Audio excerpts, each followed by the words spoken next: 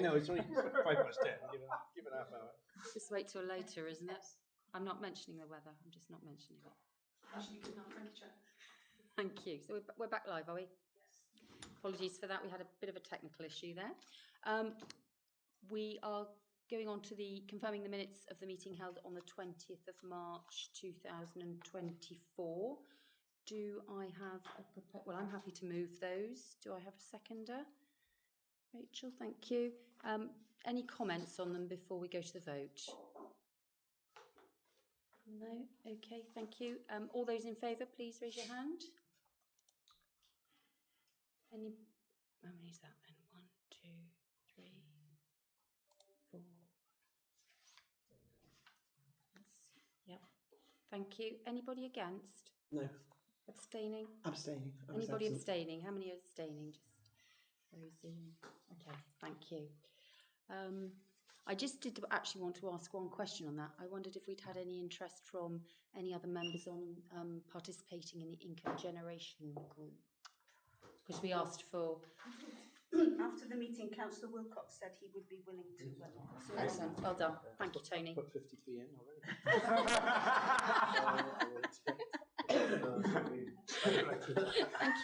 Thank you. We're grateful. And to item 4, note the action log from the previous meeting. Let me just get that up. Okay. So let's just go through them one by one. Let's have who's going to do the pay and grading? Just a quick update. Are we further on? Yes, we are moving on. There have been lots of panels discussing roles, and we are. I think they were rejigging the scales and all of that. I think we've got a deadline of sometime during June for informing people there. So as far as I understand, we're on track with that one. Good. Okay. Thank you. Rachel? Yeah, that's great. That's good news. When you said June, I thought, oh, that's quite important. It doesn't slip. It doesn't slip with July, August. It's just a bit unfortunate, isn't it? But if you can avoid that, please do, because people on holidays and then you need to engage and that kind of thing. And I just noticed, so because it's more pertinent for now than later anyway, in that governance statement at the back of the actions, it's got September, which I noticed, September 24 is the absolute deadline on it. So perhaps if you could make it consistent with this or vice versa. Yeah. But yeah, it's just a smart target. It would be good to have an ultimate deadline. We know there might be some, but yeah, make it good to have to work to we want it completed or with. Thank you, John. Thank you. We've done the Welsh language strategy. Anything else here? Chair, could I just say under that action 958, could I just say that I have asked, in terms of that partners review report, which is going to MP, I have asked a number of members here for updates on the groups that they represent the authority on. And if you are one of those, then I would be grateful to receive your reports whenever you can, please. Because you had a deadline, didn't you, for sort of beginning of May, I think, and I haven't done mine yet, but I have looked and I've started mine. But thank you very much. Promise to do it in a couple of days. Thank you. So if anybody else needs to do that, please get that to Caroline.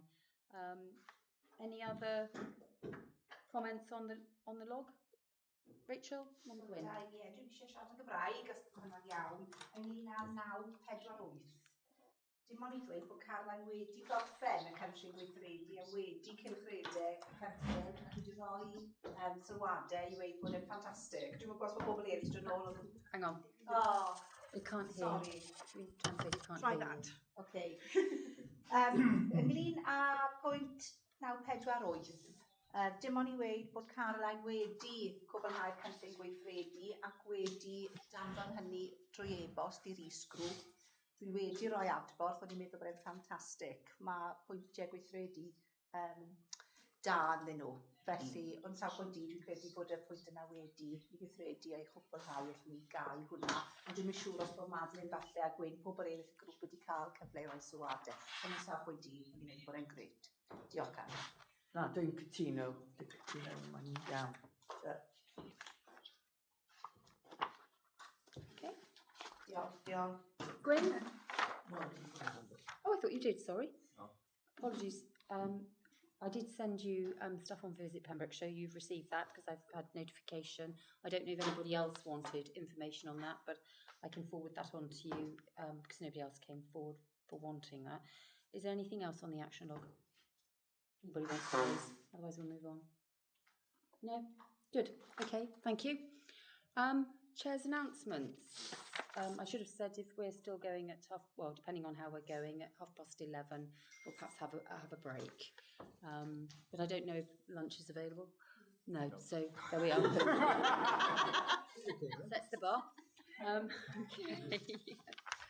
Right. Well, I haven't got huge amounts of chair's announcements, but one thing I would like to congratulate.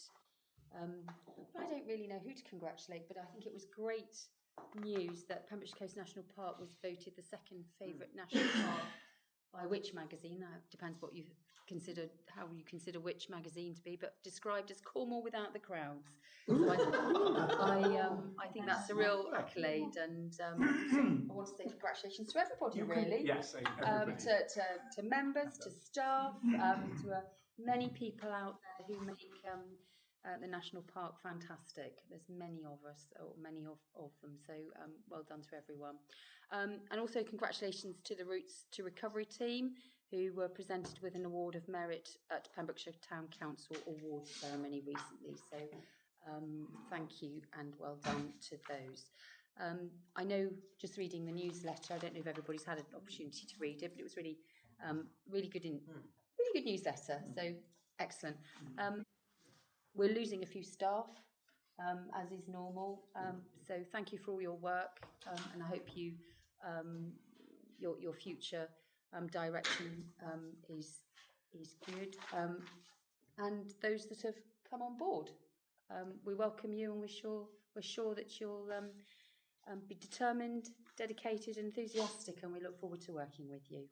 So, one official things. I met Janet Finch-Saunders, the Conservative member for Aberconwy, who's the Shadow Minister for Cabinet for Climate Change, a couple of weeks ago.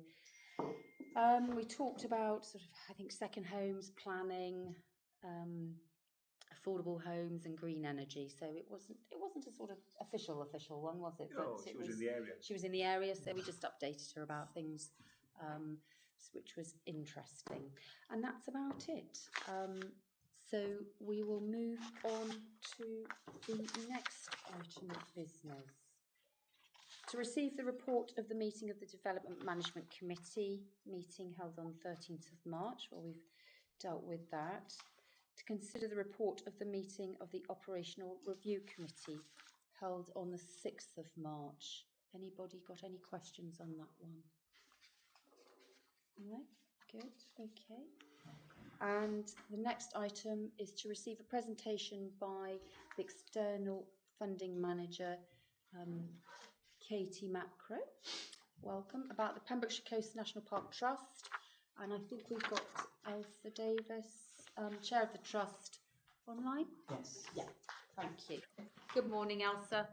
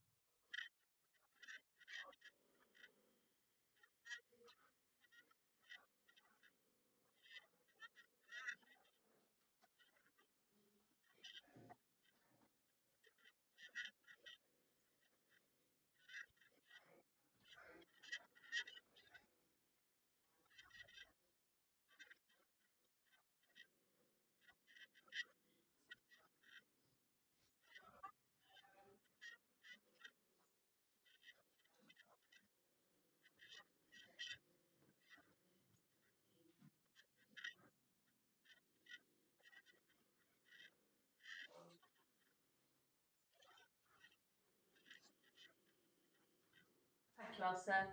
Thanks everyone for letting us come and speak today about the Trust. Georgia, could you go on to the next slide? Thank you. So I've just broken down the end of year finances for 23 to 24. So our total income for last year was £79,433.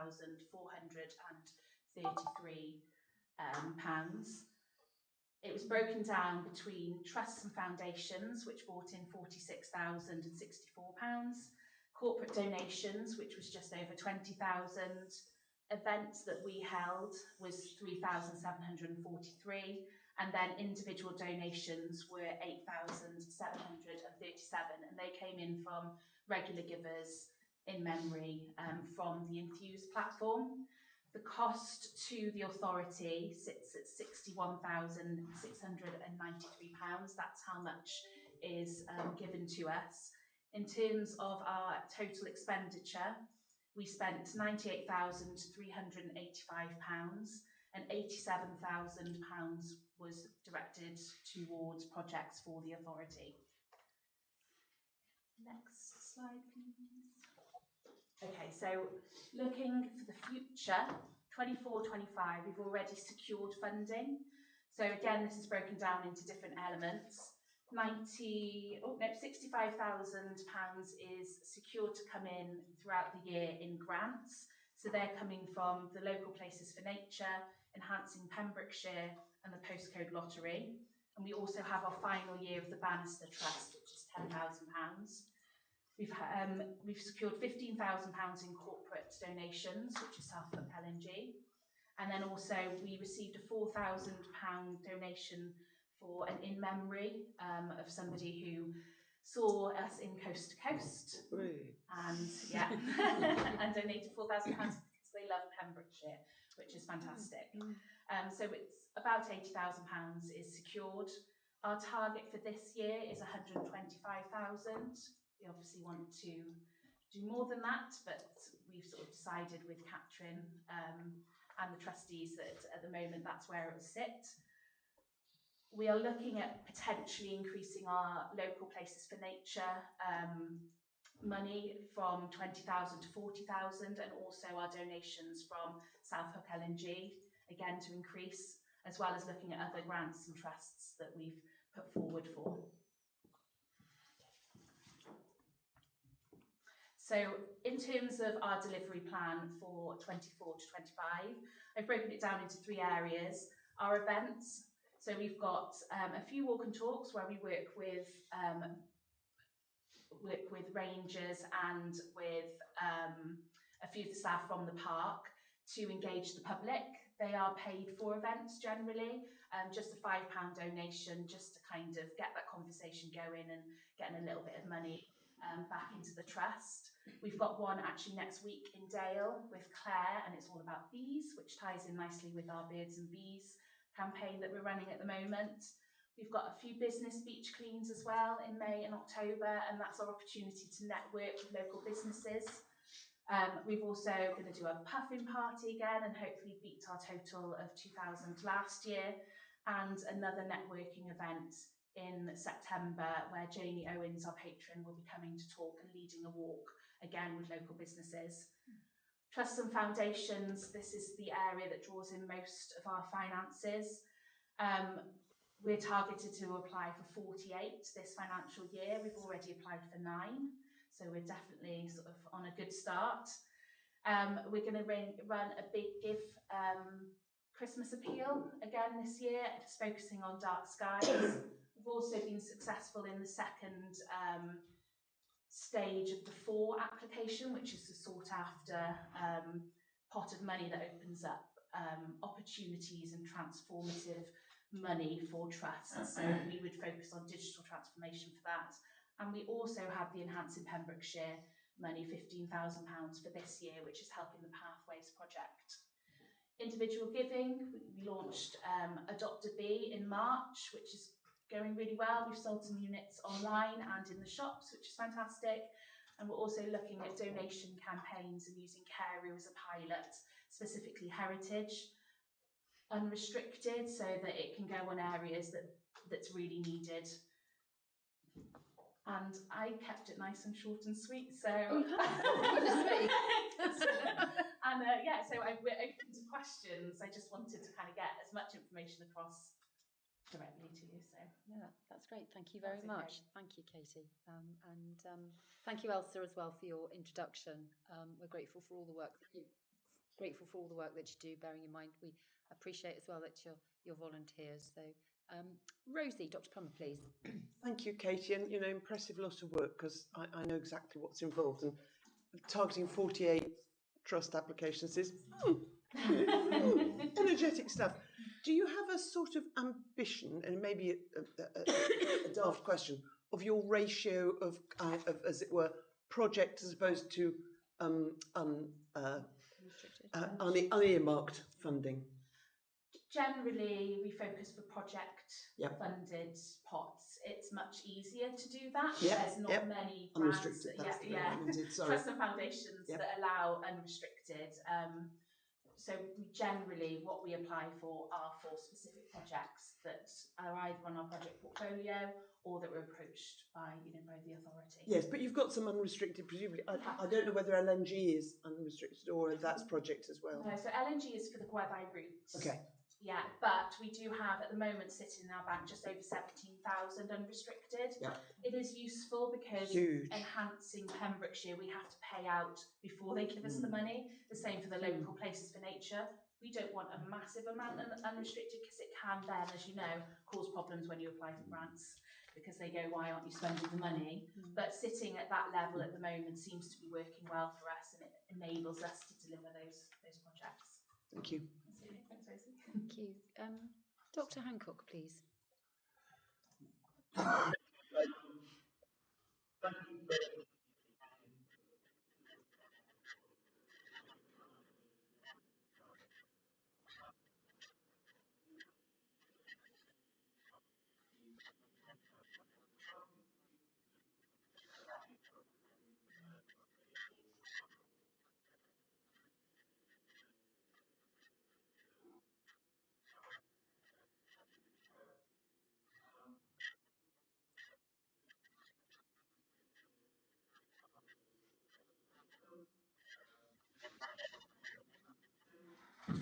Yeah, so in terms of the target, it was something Catherine and I sat down and we broke down sort of what had previously been achieved. We obviously want to make sure that we're bringing in as much money as possible, and it does seem like a jump from this year to next, but because we have that secured income coming in, we felt that it was, achievable and that it wasn't too far of a stretch or a reach to achieve it. We definitely want to increase regular giving, so that's why this Carew campaign is possibly a good opportunity for that. In terms of legacy, we have got a legacy event coming up in October in the hope to kind of open up that avenue. I have been speaking to somebody who would like to leave a legacy, and we're in talks with that at the moment. I want to make sure we've got a really good, strong website and a really good booklet in legacy because we need to win people over. So it just takes time, but October is my aim for legacy. That's when the event is. That's when I'd like everything to be ready. Okay. And we have been part of the Wills campaign as that comes round. As you know, Simon, it does take a long time to build up legacy, and I think the raising the awareness is the key to start with, and then previous directors and as Katie said, she's focusing now on that for the future. Okay, thank you. Councillor Jordan? Thank you, Chair, and this is a question for the Chair of the Trust, if I may. So this authority provides around £60,000 of support to the Trust, and there's around £80,000 income raised by the Trust. It's a fairly low return on investment, so I'm wondering what can be done to increase this next year.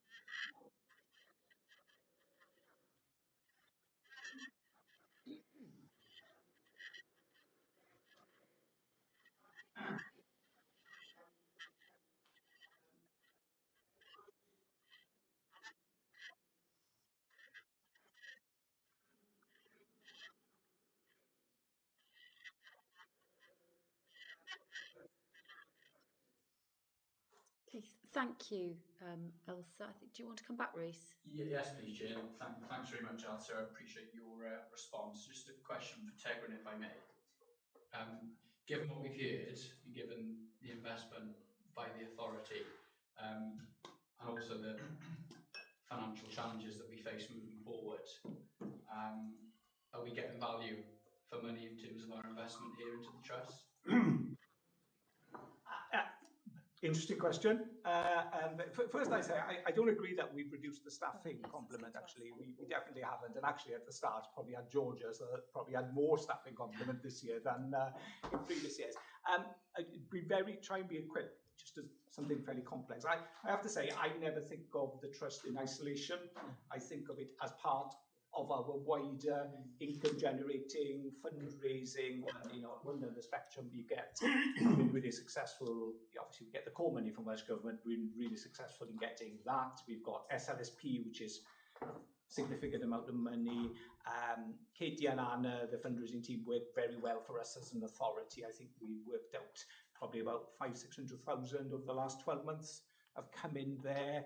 We've got national, we've obviously got our own income generating in places like Cairo, Castell-Henllys, car parks, Argyll Park and all of that, which is doing really well. We've got National Parks Partnership. It cost us £10,000 to be part of National Parks Partnership. We got £60,000-70,000 this year. And actually they've had a lot of money from DEFRA. Therefore, they've got about 15 staff. So actually they've got some really interesting leads. So I'm hoping that. We've got UK National Parks Trust, very small, doesn't cost us anything, but they make donations to us as well. And we have the trust. So I look at it in that round, and part of me is not that concerned where money comes from, like there. As you said, the rate of return on investment is lower here than in anything else. So I think, interestingly, I've been invited to part of the trustee. I'm thinking some of the things I would say. They're happy to take any comments from you as well. Possibly we need to make sure that Katie's skills are directed towards fundraising. It looks as if running the trust takes some time. Perhaps we need to have more of a focus on fundraising. We'd obviously like to see the difference between what we contribute and things. I disagree with Elsa about employing their own staff. I think there are practicalities for the trust that we don't agree with, but I'm sure we'll have that discussion somewhere else.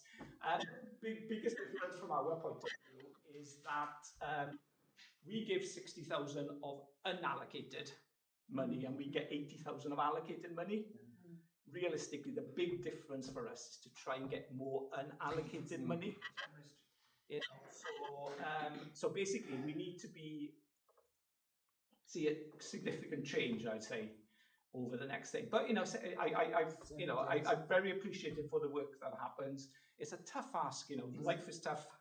Cost of living crisis there. It's having a knock-on effect there. So I think my answer to the question is yes. Good. But a bit of a, I think there are issues we perhaps need to make sure that we're not in the same position in 2-3 years' time. Yeah. Thank you. Thank you. If I was about to come back and say, sorry, but answer my question, and you did. Yes. Yes, we are. You believe we are getting value from that. Okay, thank you very much. Thank you. And I think some of us who were here when it was set up, I think we were very keen that it was unrestricted funds, and that hasn't seemed to have appeared perhaps as much as we would have liked originally. But sounds to me like you've got some work cut out, and you know where you're going, so that's good. I think just a quick point there. I think I would applaud Tegrin's round perspective. It is relatively early days. Those who do well at this have usually been going at it for 30, 40 years. And even then, given the landscape of funding, you have to toggle between your restricted and your unrestricted, which varies on a kind of 5-yearly type cycle. But I would say it's in the right direction, but that shouldn't stop us keeping our eyes on it. No. Thank you. Are there any others? Rachel? Ie, diolch. O'n i'n hoffi cwestiwn, Rhys, a dweud y gwir. Rhywbeth i ni ddod nôl ato fe yn strategol.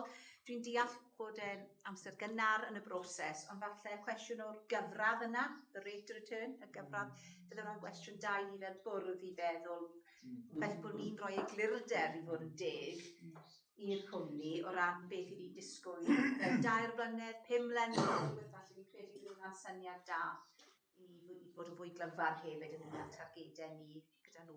Ie, diolch. Catherine? Yeah, can I just add that obviously the trust doesn't have any co-funding, if you like, so it is reliant on the authority to provide that effective co-funding, which is your 60,000 effectively. But I think the trust has huge potential. I think last year was an exception, unfortunately, but I think that it's fully resourced with Tufan, when not the trust itself, but we have an extra fundraiser between the authority and the trust. I think there's huge potential there to grow that. And we set a fairly modest budget, we believe, which was accepted in the last trustee meeting, approved then. But I think we needed to set something that's achievable and realistic, but there's no reason why potentially we could do better than that. But the fundraising landscape is a difficult one at the moment. But for the trust to its unrestricted reserves, it needs a lot more marketing support, really. And that's why one of the digital transformation bits that you're doing is to try and help with that, yeah. Oh, thank you, Catherine. And if there's no other questions, I wouldn't mind asking one question about succession, actually, because it's important to me and other organisations that I've sat on or become part of, that I don't know what the succession plan is in the sort of how long you stay as members. Yes, please do, Elsa.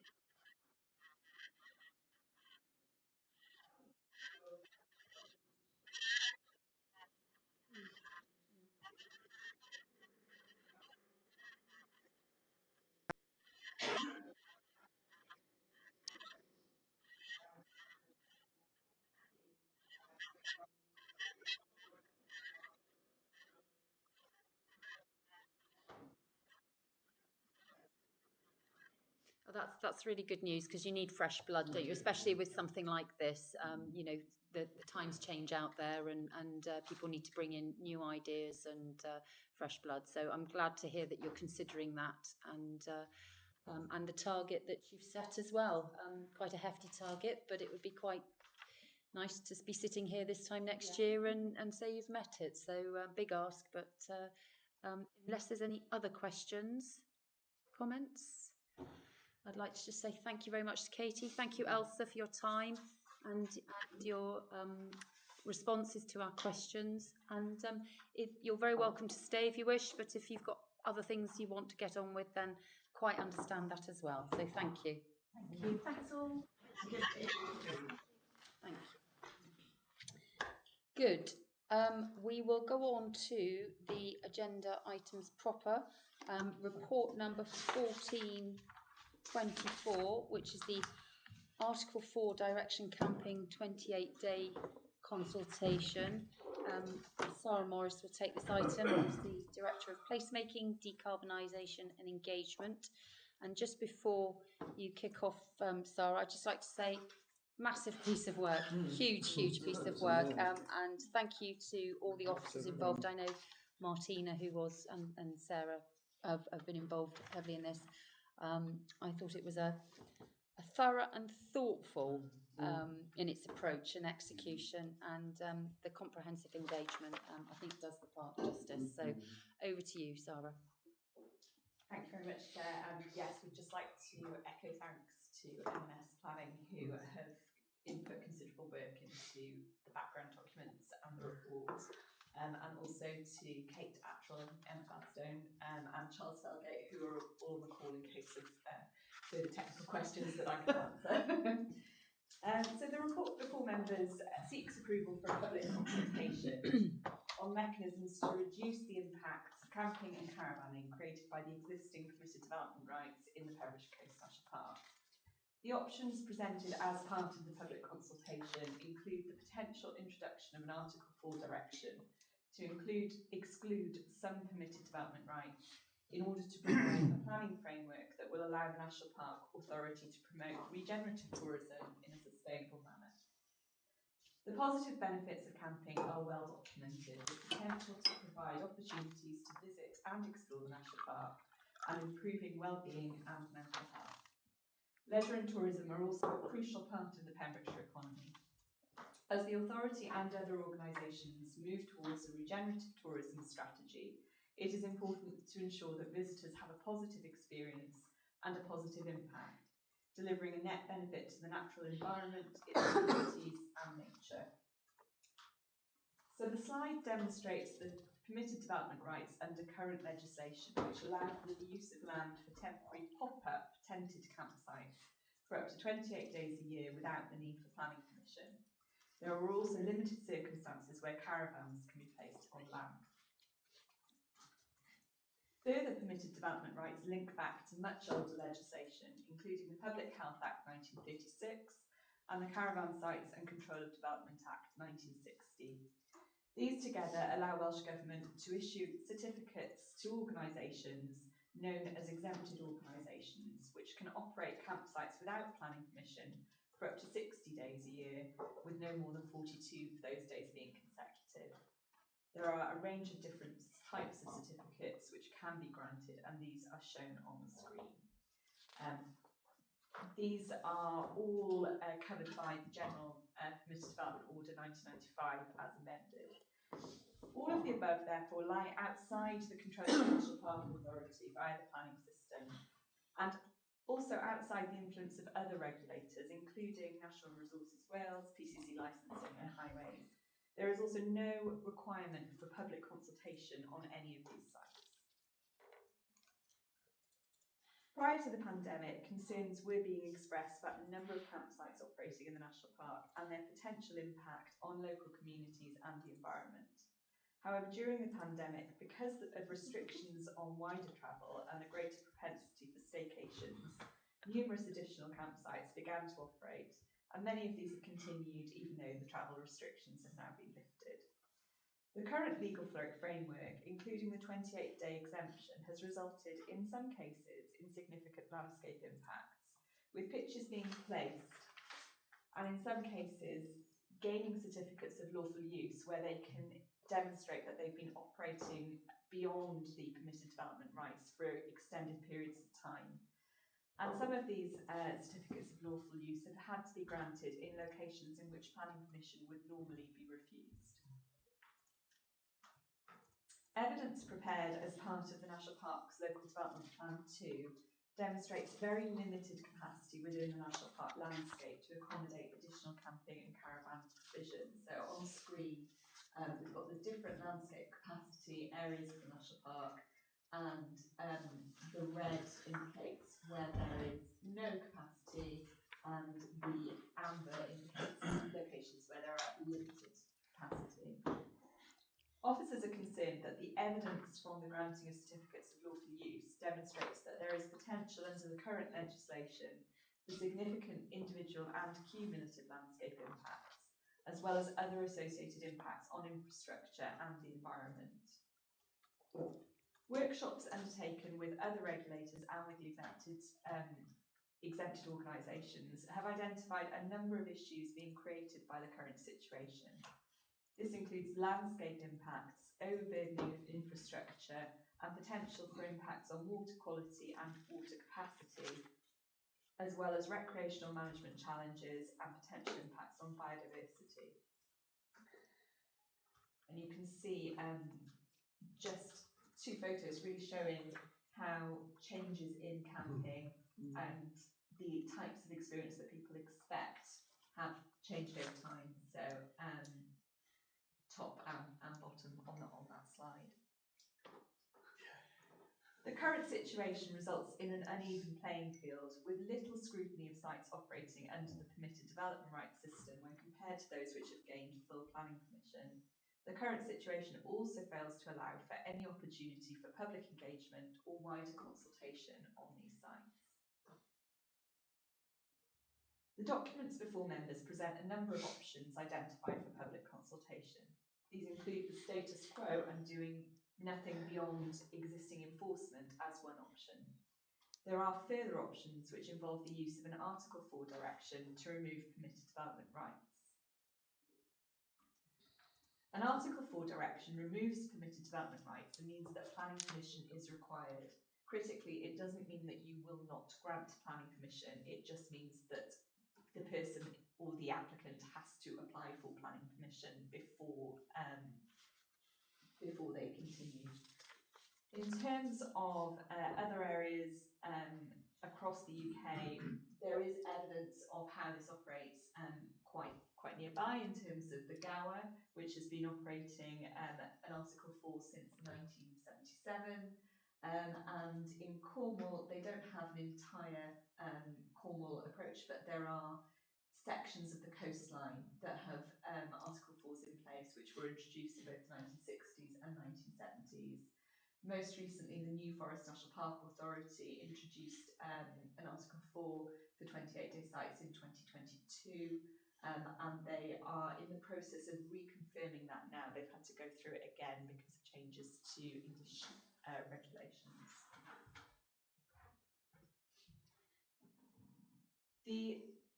There are two preferred options identified within the document for consultation, and these firstly involve creating an Article 4 direction to remove permitted development rights for 28-day sites. However, alongside this option, the authority suggests creating a code of conduct to work more closely with exempted organisations who are operating under the certificates from Welsh Government. The authority is aware that there is a significant difference in the way in which exempted organisations are operating, with some setting best practice examples and others not meeting the standards or legal requirements that they are purporting to operate within. The creation of a code of conduct would, it is hoped, raise standards and improve compliance with legislation, and failure of organisations to comply could then be reported to Welsh Government, with potential for revocation of certificates potentially as a result. I should flag that within the report there is reference to using a notice as part of the public consultation. However, having discussed this with the Strategic Policy Manager, our view is that a press release at this stage would be sufficient. We are asking members to approve a public consultation with the associated documents set out in the papers, and a potential timeline for the next steps, if approved, is shown on screen. I'm happy to take any questions. Thank you, Sarah. Members, Reece? Yes, thank you, Chair. Thank you, Sarah, for the presentation. Obviously, subject to members approving the consultation and the consultation happening and this being implemented, I'm looking forward to the future. How many applications would you expect per year of this type to come in, and can the department handle the volume? Yeah, good question. So it's very difficult to tell. I suspect as well that if people are putting together planning applications, that they may go for longer than the 28 days, which would then create a fee. So we can't charge a fee for something that would be permitted development.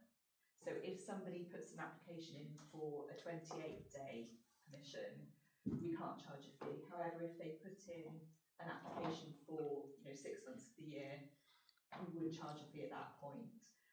Talking to the New Forest, they'd only had 2 applications for 28 days since they introduced it, but they did see a movement of sites to the exempted organisation. So I think the most likely result that we would see, if we went with the 2 preferred options, that we would see more sites joining the exempted organisations, but we would then be in a position to hopefully work proactively with the exempted organisations through the code of conduct that we're also recommending.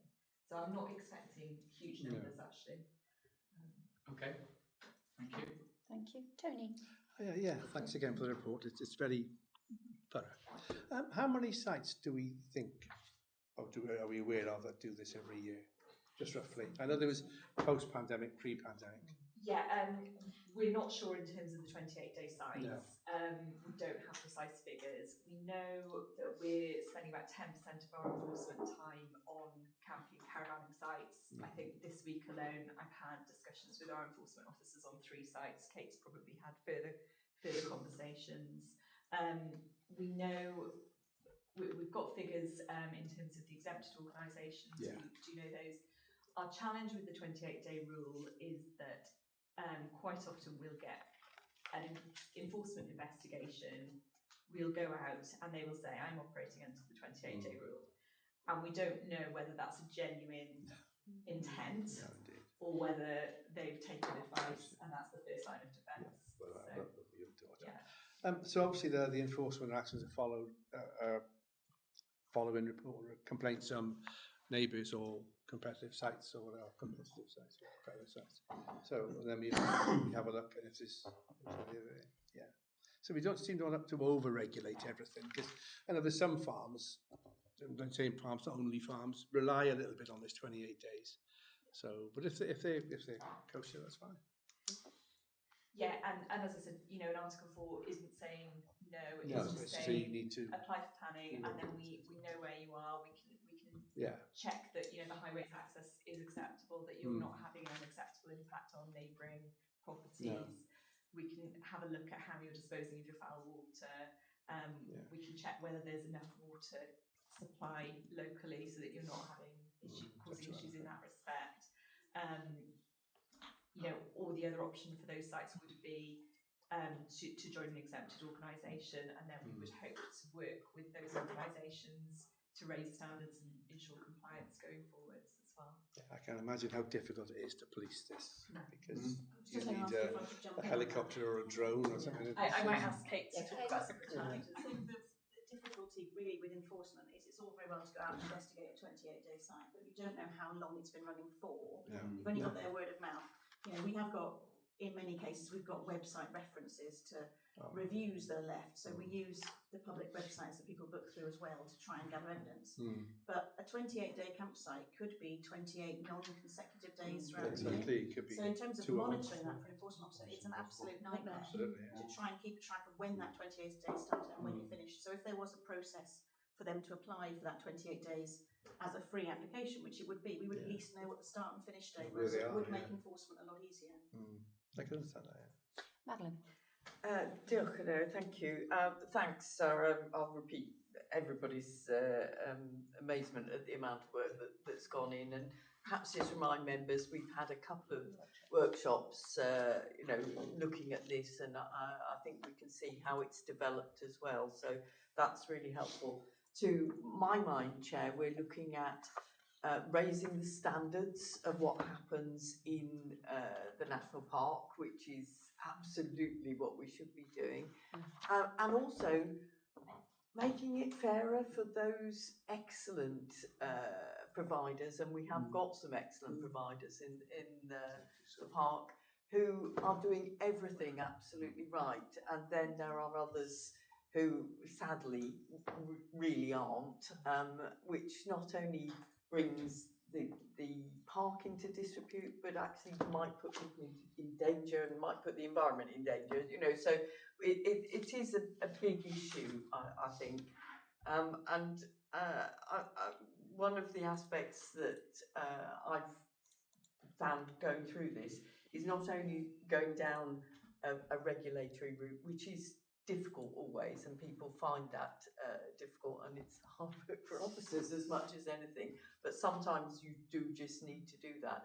But we're suggesting that we do that hand in hand with much better engagement with exempted organisations who we might see more providers joining, and in which case it would be great to bring those up to standard, because similarly there are some very good ones and there are some not so good ones, and I remember we had a great long list of the sorts of organisations that are exempted, and I think if we can raise the bar there, that would be really, really helpful. So, but it's suggesting a consultation, and clearly we've been out, we've talked to organisations and individuals delivering these, but it will be important to get feedback on this, I think. Yeah, thank you, Madeline. I'm going to go to Dr. Hancock, then I'll go to Rosie, and then back to Reese. Simon, please.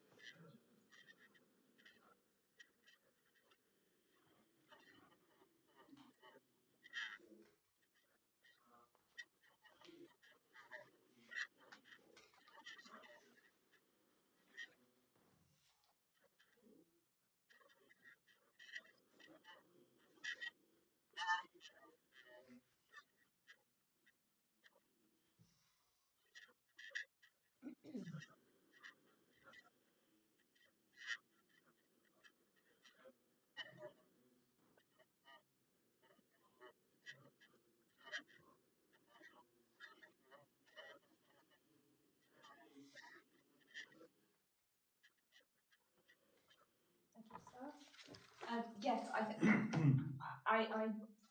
do feel that given the amount of enforcement time that we're currently spending, that my best guess, and obviously it's really difficult to predict, is that this would be relatively neutral to us, possibly even causing a benefit in terms of time and resources of officers. But obviously it's hard to predict. That's based on conversations with New Forest about how it's worked for them, and my sort of instinct, which is that we would see a similar sort of pattern. In terms of aerial photography, I believe it's an annual update, but I will ask Emma to jump in if she knows differently to me on that. We can use drone photography for planning purposes. We do typically ask the landowner for permission, and you will have seen some examples of drone footage in recent planning committees, which I think has been quite helpful. We can fly from public land, and we do have a legal right of access. I might ask Charles and Kate if they want to add anything to those comments. Charles, did you want to come in? Or Emma?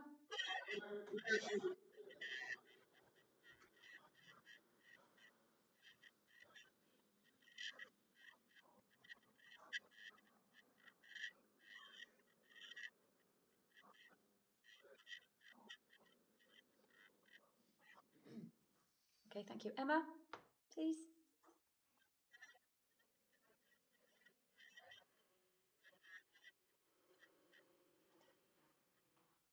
Thank you. Did you want to come back, Simon, or were you satisfied with the answers? Okay, I think that's... Thank you. Rosie, please. Thank you. Yes, I again applaud the work done, and have made that very clear to Sarah and the team. And again, the workshops we had were extraordinarily useful. But taking that sort of positive look at the potential for a code of practice or code of conduct, as it were, and the relationship particularly with the issue of certificates and raising the standards for exempted organisations, it just occurs to me that given the minister who's now in charge of planning has a very keen interest in the environment, having had that previously in her portfolio, I wonder if there are opportunities to perhaps bring this more clearly to her attention specifically, and to make sure that we are genuinely raising the standard of the exempted organisations so that they genuinely are suitably supervised, and or where the responsibility for that lies, and whether indeed any further issues of exemption might be. And then I think looking at Gower, which really seems to be the kind of longest running, what are the lessons that we can learn from Gower? Obviously New Forest is too soon. but are there things we can perhaps take away from Gower's experience in Wales? And generally interested to know whether other national parks in Wales, currently, Bangor or Eryri, have similar sort of issues and are considering this. So, bit of a basket of questions and comments, but thank you, Chair. Yes, I might have a conversation later with Tegrin about how we could engage more thoroughly with Welsh Government. We have engaged at an officer level already. We've had 2 meetings with them, and they are very aware of the direction of travel, and we've also communicated with them on a couple of cases where we feel that certain organisations are in breach, and we have evidence of that, and we've recently sent a list of some of those examples to them for their attention. In terms of sorry, I forgot what you were saying. The second part of your question was. Well, learning from the Gower, and then whether Eryri and Banai, for example, are interested. Yes. So we have had meetings with the Gower. They felt it was operating very well. They have a wider 2 Article 4, so one for the 28 day sites and one for the exempted organisations. Theirs was driven around water supply issues in the 1970s rather than landscape. But I think they're so used to operating it that they just think it works well. We will have a look at their planning policies as part of LTP review and see if there's anything specific. Lessons learned. Yeah. In terms of Eryri and Banai, recently attended the Planning Officers Society Wales conference and had a conversation with both my Eryri and Banai counterparts there, and have kept them updated. Eryri at the moment are focusing on looking at an Article 4 on second homes to tie in with Gwynedd, because Gwynedd has progressed that. But John at Eryri is very interested in particular in this, and we did discuss it might be worth a joint members seminar where we share lessons learned from the 2 experiences. Might be of interest later, perhaps in the autumn, later following the closure of both consultations. So. Thank you. And I think just coming back on that, Chair, if I may, that the environmental and regenerative benefits of this seems to me the sort of thing that would very much appeal to the Minister. Well, we have, I think we've got a meeting booked in, haven't we, with all 3 Welsh national parks and Minister as well. So in not too distant future. So it's something that we can raise between us and then push it forward as a united front, I think. Benefit to the environment. Yeah. And another former minister is currently in charge of tourism. Indeed. Indeed. Yes, they are. Good. Rhys, please. Yeah, thank you, Chair. I think in the round, I'm quite happy with this moving forward. My only concern is there is a perception that words planning and national parks equal nightmare. I don't want people to think that this is going to be a nightmare. We really need to take the public on board here and carry them with us with the consultation and the outcomes of that. And I'm wondering, scenario sake, let's pretend I've got a field in Colchester that I want to use 28 days of the year in August, and it's a relatively simple application. What sort of timescales could the members of the public expect their permission to be granted in? Because I would hate for people just to not bother because they think it's going to take forever and a day. Yeah. Because they have a poor perception of the planning service. I'm not saying that the planning service is poor, by the way, it's just perception. Yeah. So I'm wondering, is this something that can be done quickly? Because you may get people who apply a week before they need it. And if they're not in time, what does that mean in terms of retrospective applications? Would they be welcomed? Because some people might have to, because they haven't even realised this is in place. I'd hope that wouldn't be the case given the communications that will go in hand with this. So it's just those couple of questions I'd like answered before I commit to moving the proposal, if I may. Thank you. Yeah, I think one of the things that we're doing here is a very long lead-in. So obviously we're looking at a public consultation with a range of options here. We will report back in the autumn.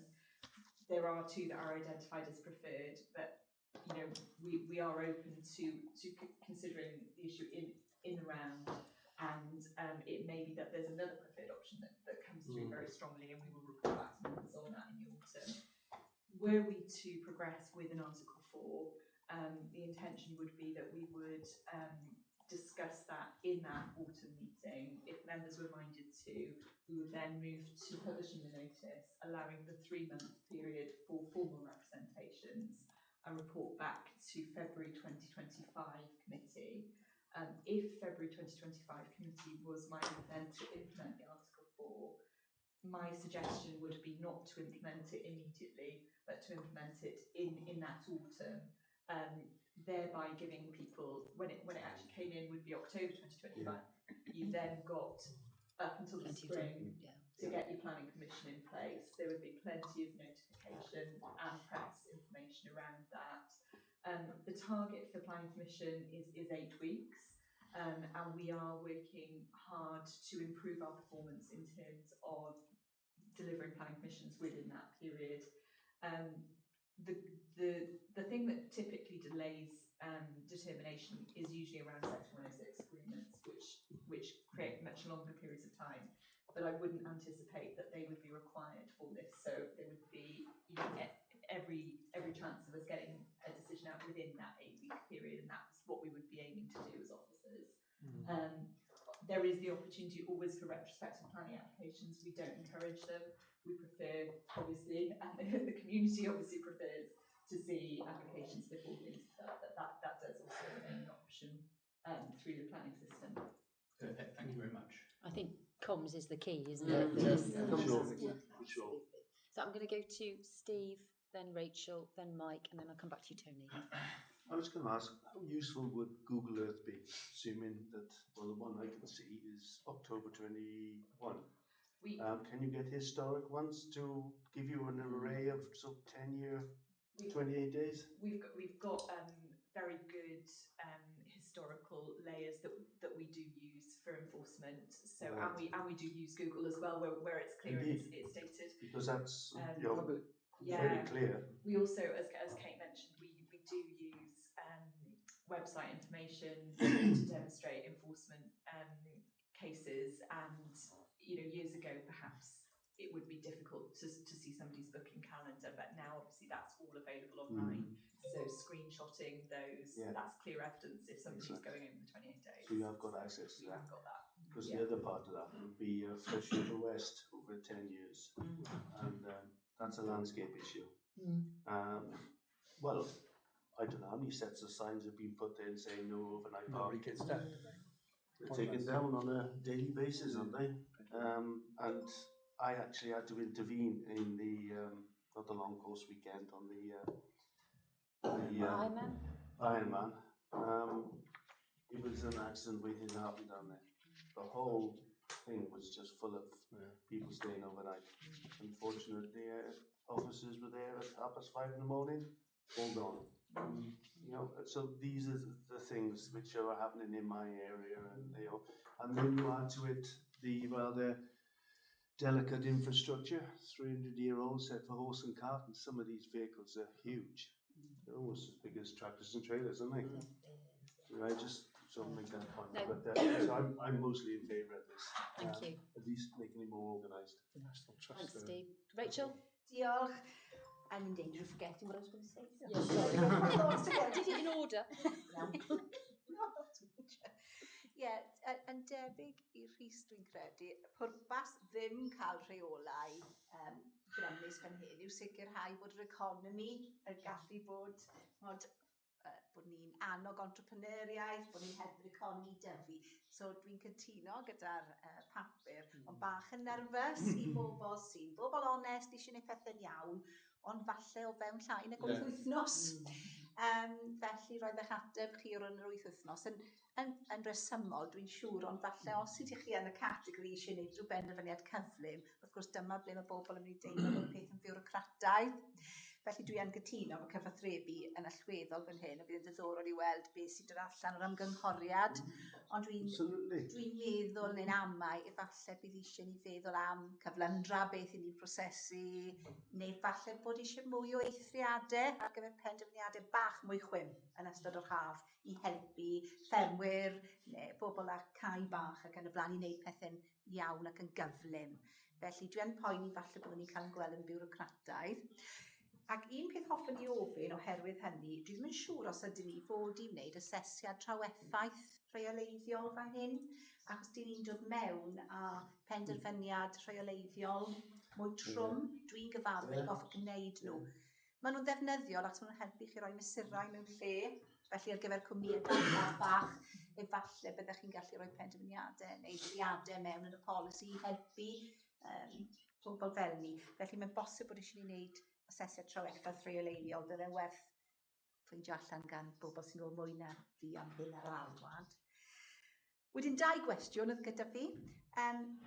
Cwestiwn 1 te, chymod yn y atodiad 1, y siart gyda'r coch a'r melyn a'r gwyrdd. Pryd mae'n dweud limited, none ac yn faint o le sydd gyda chi, efe rhywbeth i wneud â gofod yw hwnna'n unig? Neu ydw i'n wneud â capacity y siopau lleol, y traffig ac yn y blaen pethau fel yna, achos ni'n edrych ar pethau yn y Preselis, neu mae'n meddwl, limited, falle, so ni'n meddwl beth yw'r criteria fyna, achos falle bod hwnna'n werth ystyried, nid jyst faint o le sydd ar y tir yw'r problem, ond y traffig, yr hewlydd, y siopau, y tai bach, pethau fel yna hefyd. A wedyn, gyda'r ddogfen ymgynghori, ni'n meddwl bod e'n ffantastig, mae'n glir yn arbennig o dda, ond un peth falle bydd yn helpu, yn adran 4, pryd mae'n dechrau, mae'n dweud current position yn diwedd situation, falle i roi reit ar y dechrau y ratio, faint sy'n dod mewn ar hyn o bryd, a penderfyniadau i gymharu â faint sy'n gwneud hyn heb unrhyw benderfyniad. So mae'n dangos faint sydd yn defnyddio y reol nawr, bydde hwnna'n falle'n helpu bobl i weld beth yw maint y broblem i ni. Sorry, a lot fyna am I can recap if I'll try. No, it's fine. I'll try to take them in turn. I think one of the things that I will take away and discuss with Kate is whether there would be the opportunity to identify application types that we would attempt to fast track. Yeah. And we don't have that in place at the moment. I know PCC do have it for development that has an economic benefit and for affordable housing schemes. So that is something that we could take away and come back to the authority with, types of application that we would seek to fast track through the system. Obviously, you are sometimes dependent on ensuring that you've had the statutory consultee responses, but sometimes it is possible to get the determination time down to sort of 6 weeks. So that could be something we could look at and bring back when we return in the autumn with the results of the consultation. We have undertaken an integrated impact assessment, but I will take the points about whether or not we need to do anything additional away and have a conversation with other officers and consider that point. I don't think the regulatory impact assessment, because it's a regulatory burden we're adding here. I just wondered whether we're going to do that legally or not. We'll take that away. So obviously at the moment it's a consultation, so but certainly for the autumn meeting we'll give that some consideration. In terms of the capacity study, the table that I showed was purely a landscape capacity assessment, so it was purely in terms of the visual capacity within the landscape to accommodate more development. Obviously through the planning system we do have other criteria, including wider accessibility. So we look at things like public transport for larger sites. That is proportionate. So we would always look at, the level of development being proposed. And I'm really sorry, Rich, I've forgotten the last question. Section 4, perhaps just putting up front the problem for us, so people get the point of the percentage consultation very quickly. I will have a look at whether we can pull that data together and we'll come back to you on that. Great. Thank you, because the figures weren't there, but I thought it looked like 1,000 to 1,000, which struck me, but I couldn't work out the figure, but it would be useful to put it in. We'll take that It away. might be an argument. Thank you. I've just, while you've been talking, I was thinking about NRW because obviously they would be a statutory consultee, and I'm just mindful that some of the planning applications that are going through with, especially with nutrient, you know, sorry, tanks and things, that could, without any, you know, shadow of a doubt, extend that considerably, couldn't it? Drink some water, I think, are going to be the key. So if you're thinking of toilets and waste and things, so I'm just wondering, you've obviously had that conversation with NRW, have you, or not? Yes, we so NRW attended the workshops that we took, and then we also had a separate meeting with the local team about a fortnight ago on a range of issues and discussed this. I think at the moment they are concerned that there are campsites operating that they don't know how they're disposing of their water, not just our water, but obviously we see lots of associated things such as hot tubs in some cases, and they welcome this approach. In terms of NRW as a consultee, obviously we can determine once the period for consultation has passed, even without the benefit of their responses. We don't have to wait, but obviously as a sort of a responsible planning authority, we do like to get those responses back in. Yeah, so that actually might be a bit of an issue, mightn't it, potentially? We'd have to screen and look at where it was. So if it was in a SAC with phosphate issues, then that would be a consideration. A lot of the national park is discharging more into marine SAC than riverine, and we don't currently have those targets in place for marine. Okay, thank you. Sorry to keep you waiting, Mike, but over to you.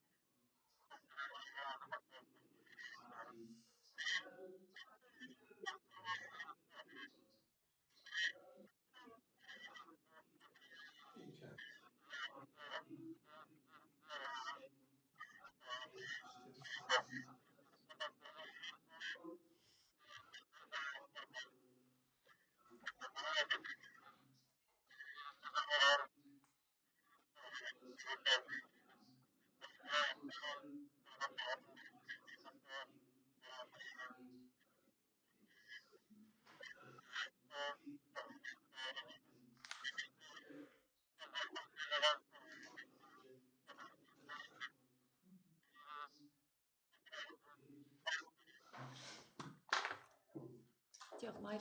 Sarah? Diolch, Mike. So we do get lots of correspondence from community councils, sometimes in an enforcement capacity, and that's really helpful to us when it does happen. We haven't included a specific workshop yet with town and community councils, but we do have one programmed in as part of this consultation. So Emma and I have discussed, because we will have the management plan consultation happening as well over the summer, potentially offering one workshop for town and community councils that is split in half, and half would cover this consultation and half would provide a briefing on the management plan, potentially sort of early July, to give them time to consider before the sort of mid-September end of consultation date. Last year we also, for the first time, did a training session for town and community councils in October, which the online version was very successful. The in-person version was appallingly attended, but we're hoping to make that very much an annual event. So I'm hoping to build relationships between officers and town and community councils, so that we do have more communication flowing in both directions, because as you say, it's hugely helpful to have that local knowledge. So yeah, thank you. Thank you, that's actually really useful to know, because most of us sit on community councils. And Madeline? Chair, I think we've had a great discussion on this, and I'm very happy to propose the officer recommendation. There are 3 aspects to it. We've got it in front of us, so I won't read it out, but I'm happy to propose. Thank you. Reece, happy to second? Is it necessary for it to be read out, or would you all happy with? Yep. Okay. Good. Any other comments before I go to the vote then, please? No? Okay. So we've had a proposer by Madeline, a seconder by Reece. All those in favour, please, of the officer's recommendation.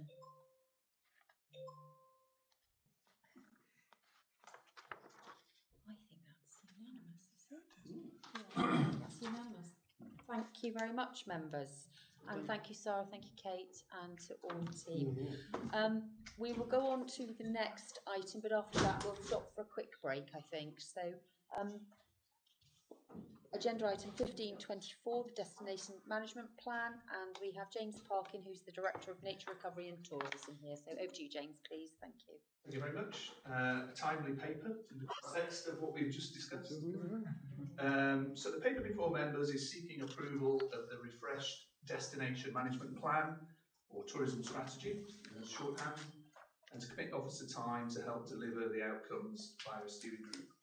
So I'll talk you through a bit of background and context before being able to answer any specific questions and queries. So Visit Pembrokeshire was formed in November 2020, as you're aware. It was created to provide a single umbrella body for tourism in the county, pulling together a range of different services delivered by different agencies under the banner of Visit Pembrokeshire, provide strategic oversight, and crucially to lead on destination marketing.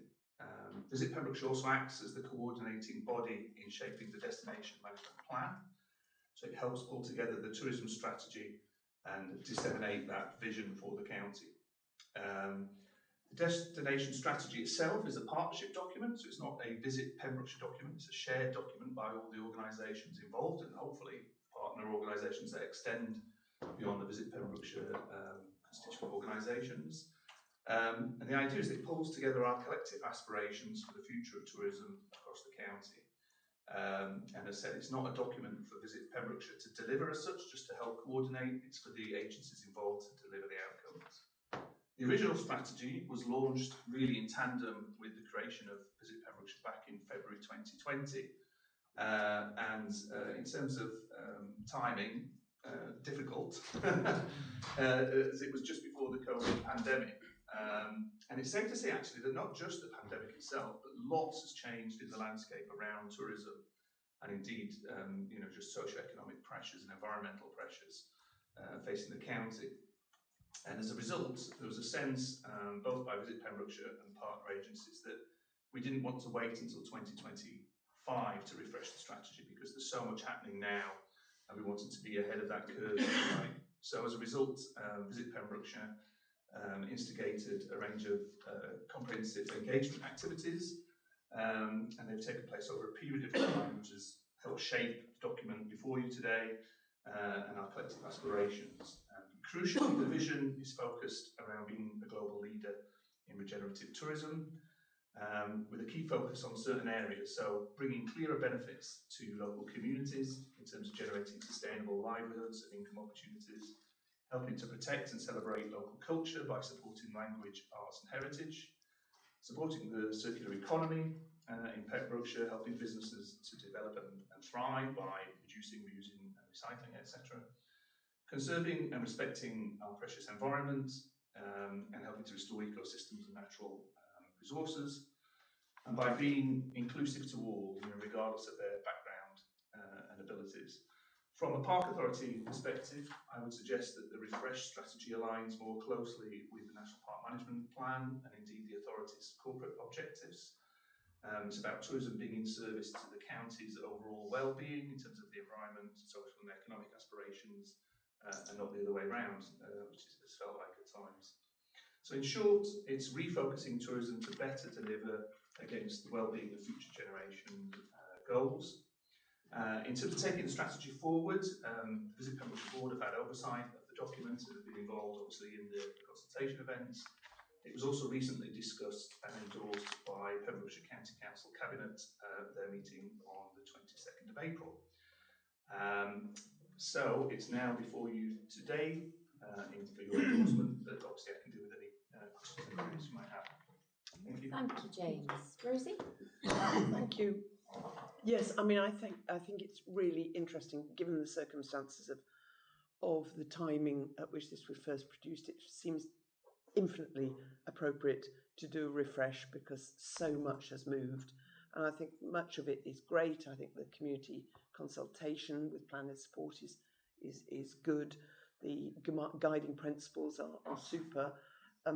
It does feel to me that toilets are part of core basic infrastructure and brilliant basics, and I think given we've got them next on the agenda or later on the agenda, I was going to say plop that in, perhaps that's not a good choice of phrase. But anyway, I think there are a few things that just give me slight concern, and that is that overall there seem to be very few measures in the plan. So I ask myself how progress and success will actually be sort of assessed. It seems very qualitative.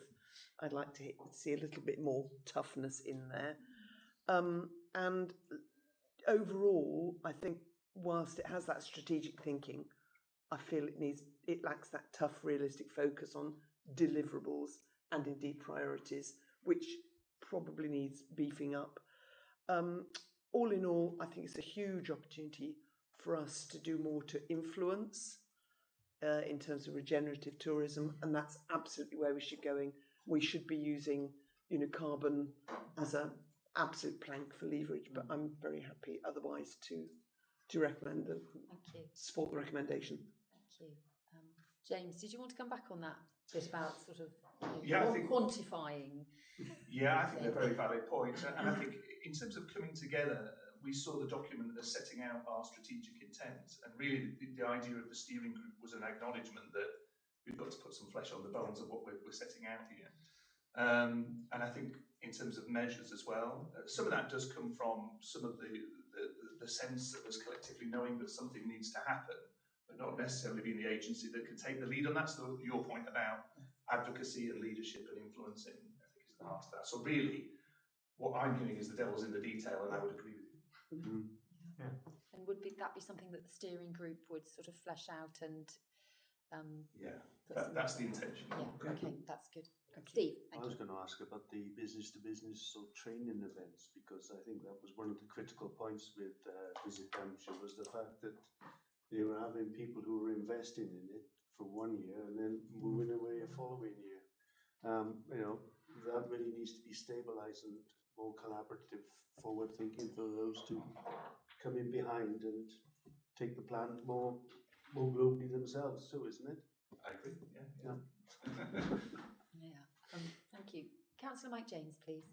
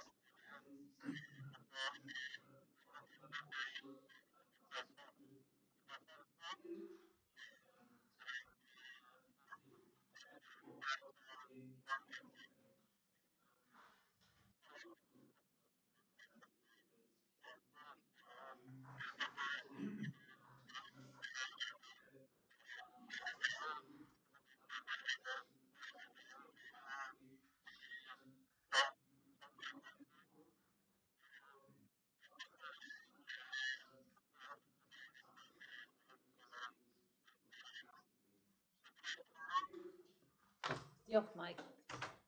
James? Okay, in terms of the visitor levy, I haven't heard anything that contradicts the current commitment to consult. And then obviously that's quite still, it's a long road to go down, isn't it? So in terms of the process, it then has to be consulted on at a local level as well. So I've heard no change from that. No, I see people are the same. So hopefully that's cleared that one. Your point about events is extremely valid. Funnily enough, I was on a call with colleagues at Visit Wales last week, and events was a big part of the conversation. So what we're seeing, and if you talk to anybody in the industry, everything was last minute, but it's getting even more and more last minute in terms of bookings. So it's, biting your fingernails kind of stuff as to whether you're going to have a successful summer or not. Hopefully if it continues to shine, that would help enormously. If it just starts. So I think we're all on that page. So events are seen as key all round, and for some time in the county we've struggled to come up with different ways of compiling all the different events that take place.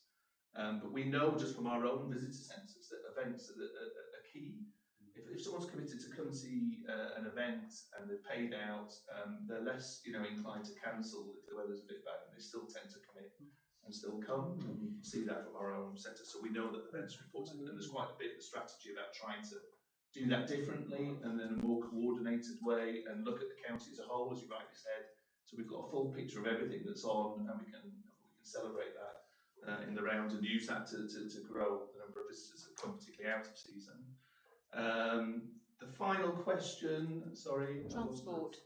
Transport, yeah. So transport is in there. It's the hardest nut of all probably to crack. We've had our own independent piece of work undertaken to look at how we can improve sustainable transport to sort of our coastal destinations. And then that's feeding into a much wider approach, indeed, not just locally, but at a regional level, about how we tackle that. I don't know, Sarah, if you wanted to add, or maybe Emma, because you've been more involved in consultation response. Is this the regional transport plan? Yes. Yeah. Yes. I'm not sure if Emma's still online, but Emma has submitted a response to the regional transport plan on behalf of the authority. And officers in Leicester Park are working closely with Tony Macy to support her in identifying priorities in terms of Pembrokeshire and its approach to sustainable transport going forward. So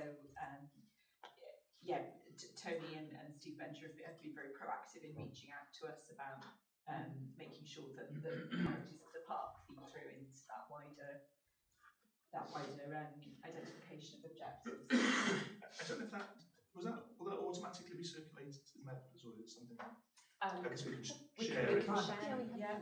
I mean that consultation is open for considerable time still, isn't it? It's not. I'm just thinking. I'm just thinking because some private businesses can put their names forward to take part in that. Oh, right, okay. So there's still a chance to influence. Yes, I think so, definitely.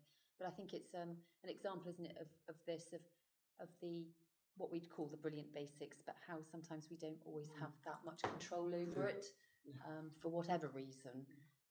So it's a wish list, isn't it, to a certain degree? But there we are. Emma, did you want to come in on that point?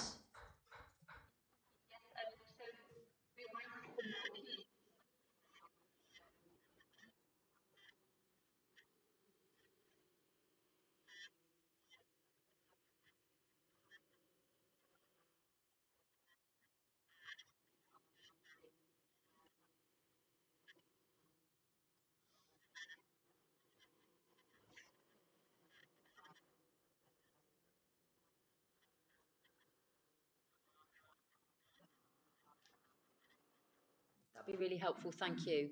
Rachel. Thank you. It's an interesting read. I think always a bit of a dilemma with this one. Just what you said there, it's about that joint ownership. So I'm glad we've had it as a board. I was just wondering, have all the boards seen this and signed it off in the same way that we have at the partners? So that would be an interesting one to feed back to each other what we've been talking about. On the measurement, I think it would be useful to have like an action plan, even if it was like, you know, a 3-point plan, or because of the commitments to try and do these things. John, it is difficult.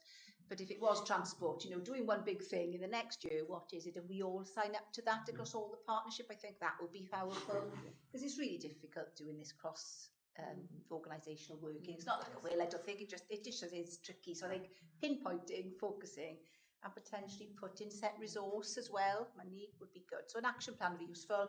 And then the other thing I was thinking, as I've spoken to James on this before, for destination management, to me, linking it up with that corner without congestion.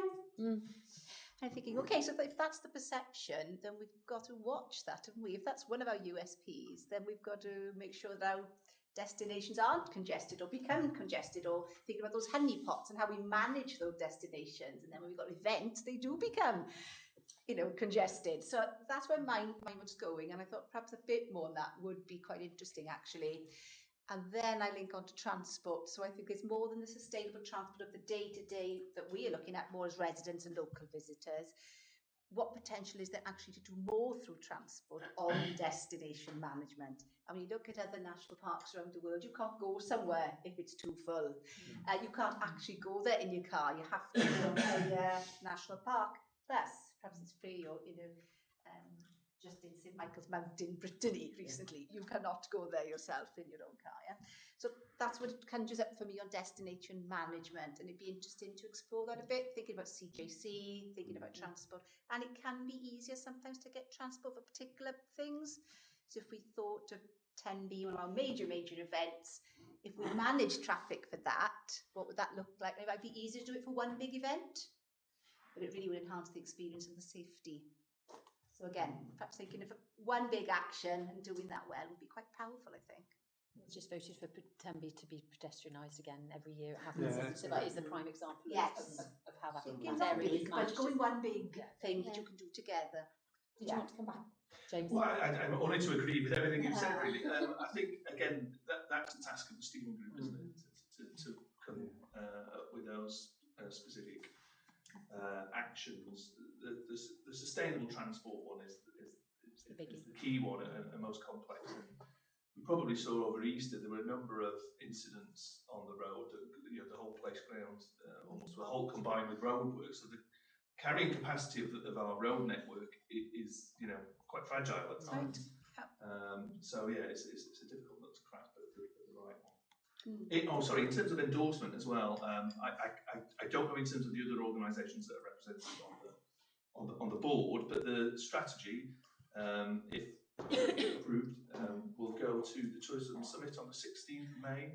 That will be the chance to launch our collective aspirations. And I think that will be the chance to see about what kind of pledges and commitment we're expecting of others to help us deliver on the plan. So.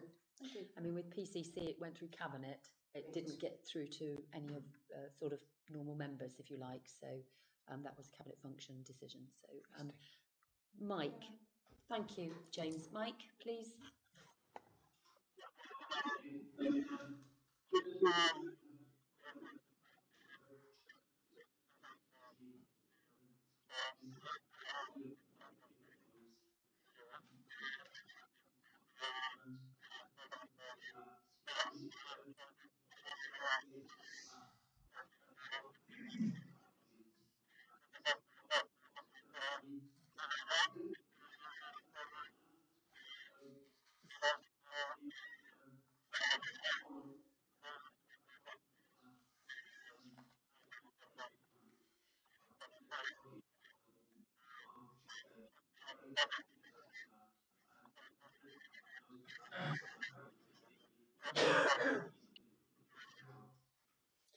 Diolch, Mike. There was one question, I think we've probably debated this enough, but there is one question I want to ask before we go to, well, I think, Rosie, you might have proposed it anyway, but it says about committing officer time. So I just want, for my own benefit, and probably others, how much time do you think it'll take of your time or an officer to partake in the steering group? Well, it's interesting because I think within the paper it suggests that there'd be 2 meetings a year, but it doesn't seem enough. Well, no, but in reality, I was thinking, well, the key partners we meet on an almost weekly basis, really, even if that's informally. So I don't think some of this is additional work. I think it's work that's already taking place. But similarly, we've increased capacity across regenerative tourism by supporting the regenerative tourism post. Yeah. So that's given us more ability to take some leadership and commit to those joint discussions. So Okay. I don't see that to be a problem. It's not as if we have to employ anybody else No. specifically for this one. So that's helpful. Yeah, just quickly. One more then. Sorry, Chair. My only concern with this is Visit Pembrokeshire already funded till 2025. This is committed to 2028. It makes it quite clear here that to deliver this, it's going to take more public funds for Visit Pembrokeshire. So it might not take a great deal of officer time, but fundamentally we're paying for Visit Pembrokeshire's time via funding from different organisations. It's a lot of money. And it makes it clear to how I read it that they're not going to wash their face from business membership, which is something that Steve touched on slightly earlier. So I do have concerns that we commit to a plan that's to deliver to 2028, but actually the main person responsible for most of these tasks may not exist after 2025. I don't think that will be the case, but it is a possibility. Public funding is being reduced. We will need to decide whether we fund this body to the extent that we do. If going forward, going forward. So that's my only concern, and I feel slightly that they're taking a huge amount of responsibility on, rightly so. But then are we backed into a corner to continue to fund because we've made commitments to a plan? So I'm slightly uneasy about that, if honest. But that's just there's no answer to my comments. It's just a kind of observation, really. I'm a little bit uneasy. Is that something you were going to bring up, Gwyn? I was going to say that I've written an imagine on one of my pieces of paper here. This is the elephant in the room. You know, I'm glad you raised it because I think there's a real question here. This DMP steering group may be a marvellous group, but it isn't going to do what they're expected to do, to be actually looking at strategy and developing things, you know, unless it meets fairly frequently and formally.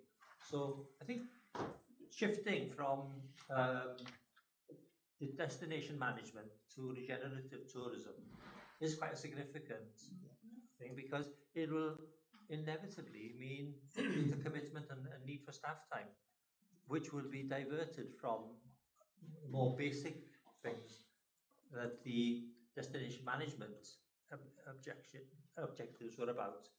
And doing the final comment, looking at things like the vision before, when we were talking about destination management, was one Pembrokeshire, a place for landscape, culture and advantage. And then the vision then switches to be the global leader in regenerative tourism. You know, I can't see how those things follow in. It seems as if we're not refreshing, we're actually taking a different direction. So I think the summit will probably sort some of it out. Yeah. But it isn't as straightforward as one thinks. No, I agree. Very small. Yes. Just one suggestion. I'm just thinking in light of your comment, Rosie's comment, and the previous item actually, whether you want to formalise your request for quantitative measures. Yes. I'm sure it might be there, but actually I think it would give it a greater strength. If you say we agree this principle, we believe strongly that there should be quantitative measures that make it easier to have that discussion in a year's time and monitor progress. It's a bit like the sort of membership targets, isn't it? Yes, exactly. You know, put in. Okay. So, are you happy to agree with that amendment? Very happy. Do I have It's a good suggestion. Yeah. Do I have a seconder? Rachel? Any other comments? So do we know what we're voting for? We are voting to provide officer time for a steering group to oversee the delivery, that we're asked to approve the Pembrokeshire Destination Management Plan with a caveat of about an action plan, isn't it? Some quantification. Yes. I think it helps every partner. Yes. Over the high level words, what is it we're going to do in the next year? Okay. Any other comments then before we go to the vote? No, so I've had a proposer, Rosie, seconder, Rachel. All those in favour, please raise your hands. I think that's unanimous again, isn't it? Yeah. Thank you very much. Well, I think we'll just stop for 10 minutes max. Is that all right? So we'll be back at 5 to 12 then to hopefully complete the rest of the agenda. Just for a bit of a comfort break. Thank you very much.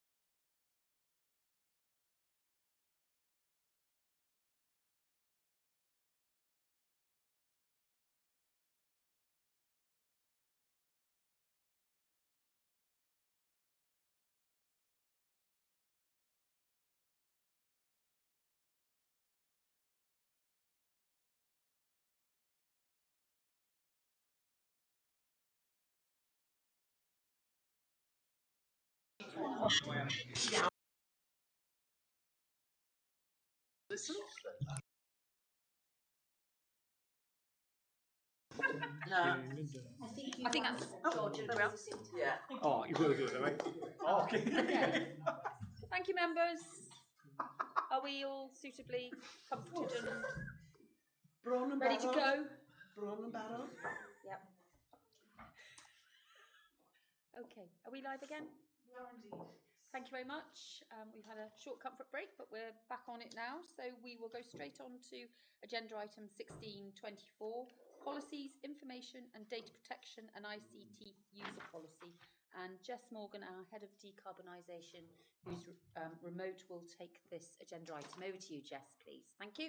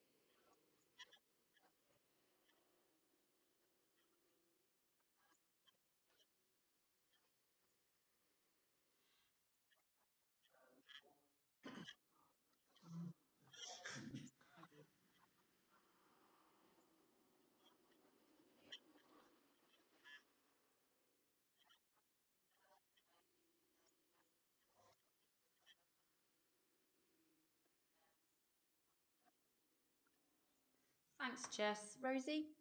I'd be very happy for them both to be taken together, but others may feel differently. I thought it was, a couple of really comprehensive, pretty clearly worded policies. Golly, wouldn't it be lovely if one could cut the length of them? But we all feel that about all policies and repetition. As Jess said, I passed on a few sort of minor tweaks, but I'd be very happy to move the recommendation because I think we absolutely need to cover ourselves properly. Good policies. Thank you. Thanks, Rosie. Rachel? Diolch, hoffwn i eilio hynny, dwi'n credu bod polisïau gwych cynhwysfawr, dim byd arbennig wedi dweud. Gwaith da iawn. Diolch, Jess.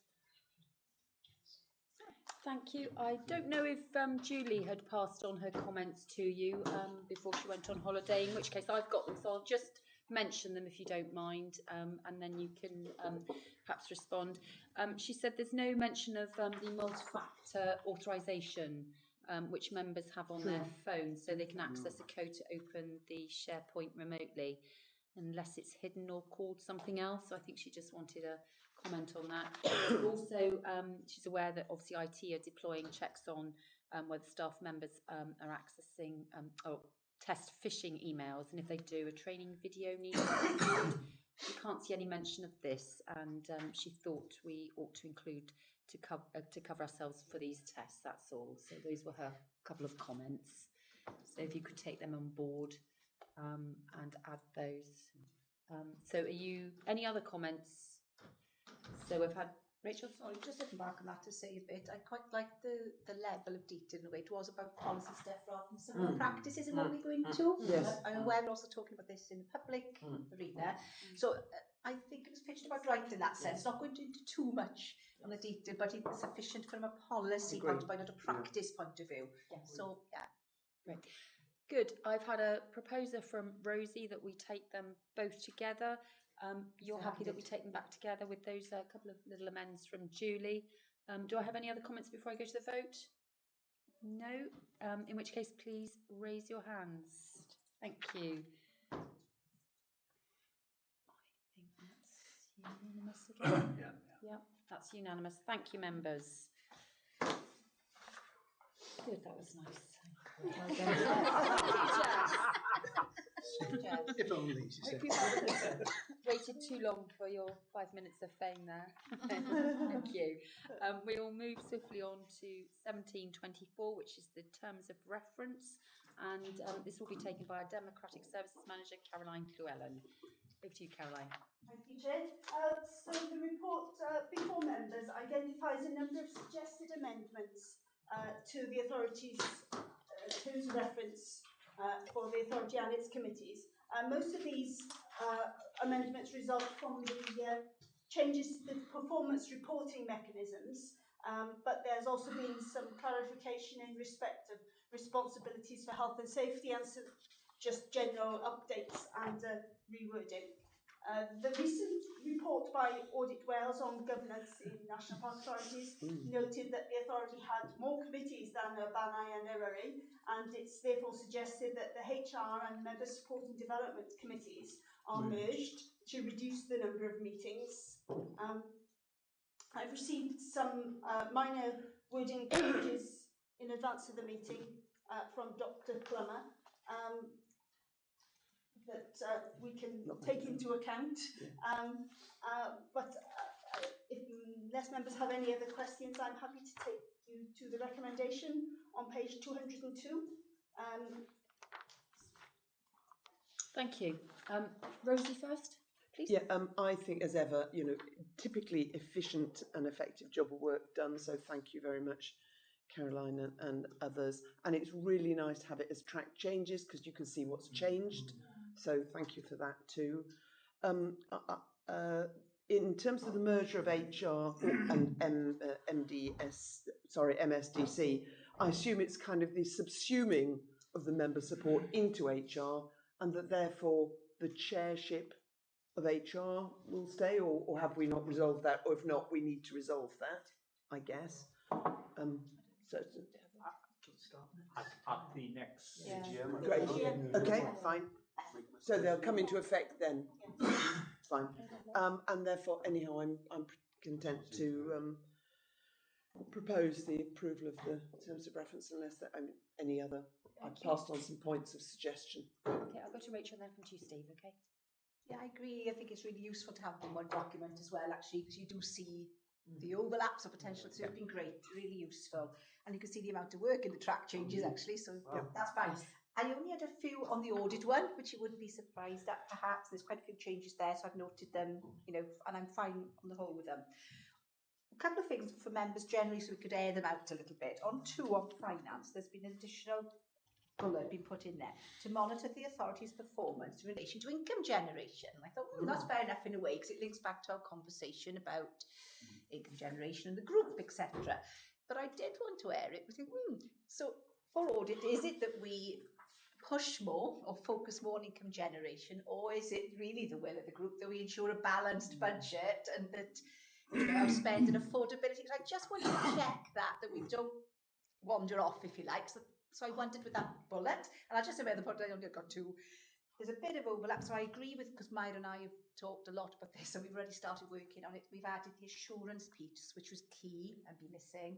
So she's bringing fabulous compliance reports to us on all those areas. I was just going to say, we've pulled out health and safety as well further down, which is a bit of a duplicate.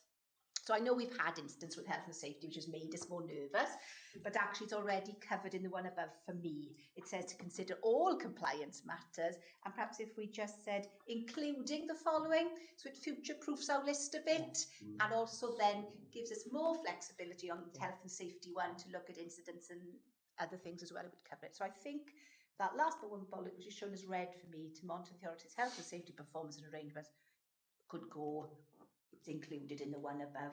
It's already there, health and safety, well-being, etc. So only 2 minor things, but it was the income generation one. I thought, how do you all want us to go as an audit committee there? That wasn't how I read that. I read that as audit committees to monitor it, rather than to, as it were, drive or determine it. By monitoring, you having papers, you are, just to be aware of that, I suppose. Okay. Yeah. Did you want? Y ffordd bydden ni'n ymateb i hwnna yw mae yna yn sgil y ffaith bod ni wedi sefydlu grŵp a fi'n credu geithio ni hwnna. Mae'n diddorol pan chi'n edrych ar rhestr sydd gan wahanol parciau, yndyfe. Mae gan y bannau pwyllgor chwilio, ond hefyd pwyllgor cyllid. I ryw raddau, dwi wastad yn ystyried y pwyllgor archwilio fel ein pwyllgor cyllid. Felly, i ryw raddau, fi'n credu trosolwg da chi ar gyllid ym mhob ystyr a gweud y gwir. So i ryw raddau gallen ni dynnu hwnna allan, achos diw ffordd ni'n cael y cyllid ddim yn gwneud lot o wyniaeth mewn ffordd, dim cael bod y trosolwg, ond yr unig reswm mae e mewn jyst achos bod ni wedi sefydlu'r grŵp ac oedd y lein a'r trafodaeth yn y grŵp, so mae e'n dyblu lan yna. So dyna ffordd o'n i'n edrych yna. Ie, so pan i chi'n edrych ar rhif 2, dan cyllid, finance, mae'r ddau bwynt cychwynnol yn digonol mewn gwirionedd, ond mae yna bwynt ynglyn â jyst sicrhau bod iechyd y sefydliad o ran cyllid yn iach yn dyfe. Pa bynnag ffordd drwy incwm neu lleihau costiau, beth bynnag yw'r ffordd o'n gwneud hynny'n y ddau, yn dyfe. Ie, jyst eisiau gadw'r bwysedd yna. Yn yr un ffordd gyda'r iechyd y diogelwch, gallen ni gwared o'r trydydd bullet point a gweud including income generation yn y pwynt cyntaf. Ie. And efficiencies. That's the two things. Yes, the value for money, efficiency and yeah. Diolch. Okay. So do we want to add? We want to do a little bit of tweaking there, don't Yes, we? between you, Michelle, because I know you're keen on the efficiency side as well. It is. We're also keen on the income generation. It's all about balance. So I think I would go with Tegwyn's views. I could include it in the 2 bullets we already had, because ultimately we're looking at the whole package of performance reporting that Catrin brings. We don't necessarily need anything else, but if the income and generation wants to report to us, we said that's been quite relaxed. If you like going formal on that, you could use the audit committee, but I don't want to drive monitoring reports that have got to come to audit because we've got to put it on it. Yeah. Okay. And we said about health and safety already. So yeah, it's all right, Caroline. Are you all right with that, Rosie? Yeah. And there were a couple of things. I don't know whether Julie had commented to you on a couple of things. No, she just said looking at the topics we already cover in HR, I think we need reference in the terms of reference to monitoring trends as per the statistics report we consider at every meeting, i.e. sickness and of those. So that's just to perhaps include. And with the development of members now added to the terms of reference, I think we need a separate section headed staff and member development, which could include training stats, mandatory training, appraisals for staff and PDRs for members, because we do raise that. Do those need to be included within the terms of reference? It's in. Seems quite a detailed plan. It's not going to be there. There is one there. Oversee delivery and support and development of members. So it's in there anyway. Yeah. So, okay. Right. Okay. So I've had a proposer with the amends from Rachel. Oh, sorry, Steve. Well, I was going to say. Sorry, I forgot you. That was the general idea. Patiently there. So I just. You're going to second. That's great. Thank you very much. Is that sideways? You can't see me. And I think the fact that the first paragraph of the terms of reference is it was like eating a dictionary, wasn't it? Actually, it's sort of English that we probably or anybody can understand. So no, that's great. Thank you. So the recommendation is to agree to merge the Human Resources and Member Support and Development Committees and approve the revised terms of reference with these amends. Proposed by Rosie, seconded by Rachel. Any other comments before I go to the vote, please? All those in favour, please raise your hand. Less is more. You get more done. Yes. I think that's unanimous again. Thank you. Thank you very much. Thank you, Caroline. We go to agenda item 1824, the annual governance statement, and this will be taken by Catrin Evans, who is our head of finance and fundraising. Over to you, Catrin. Thank you. You are so welcome to the new SASDA annual I love governance it. statement. It's exciting. Attempted sassing it up a little bit. It's a complete rewrite from what we had in the past, based on the request from members. and is following quite a lot of research about the annual governance statements across England and Wales for various public sector bodies. So it's taken inspiration from a lot of this particular structure and the layout, etc. So just to emphasise, it is a team effort. Caroline has input into it, and Maya in particular has input quite a lot because of her. She has a lot more knowledge of the actual governance, what we actually do with our governance, being relatively new to the organisation. So it's been structured in such a way that for me as a newbie, it was a really useful exercise for me to learn and actually understand the governance, because I actually didn't understand it or know much about it. And so it's trying to structure it in a way that as a new person would read it. So what is the annual governance statement? Well, why? And how do you actually deliver it? And obviously with a lot of images in there, but there is a purpose for the images, and that's to try and bring you back to actually what we're about. Amongst all this governance, actually we're about the landscape, the wildlife and the people ultimately as well. So it's just to try and remind, inspiration and see. So that's the attempt, not just to fill up the white spaces. I appreciate it. It still needs a little bit of refinement, and I've already had some feedback back from Rosie in particular. So if there's any sort of, hopefully you've had an opportunity to whiz through it, if you can whiz through quite a heavy document like this. If you've got any comments or anything you want to feedback, I'd be very grateful. So then we'd look then to finalise that then in due course. Thank you very much. Anybody got any comments? I got a couple from Julie, but I'll let Rosie go first.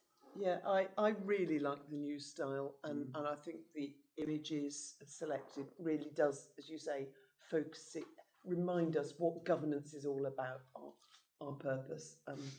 I think the phrasing and the style of language is really clear. I particularly like the at 1.3, which shows the sort of reality and the intention of keeping matters live and under review. It's not a static, it's not a one-off.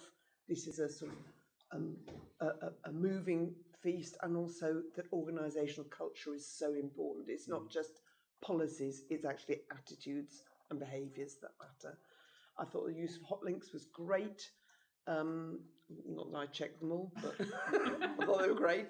And so just well done to the team to do it. And as Kasia said, I sent a few suggestions, but I think it's absolutely the right direction. I'd be very happy to propose the move it. Thank you, Rachel.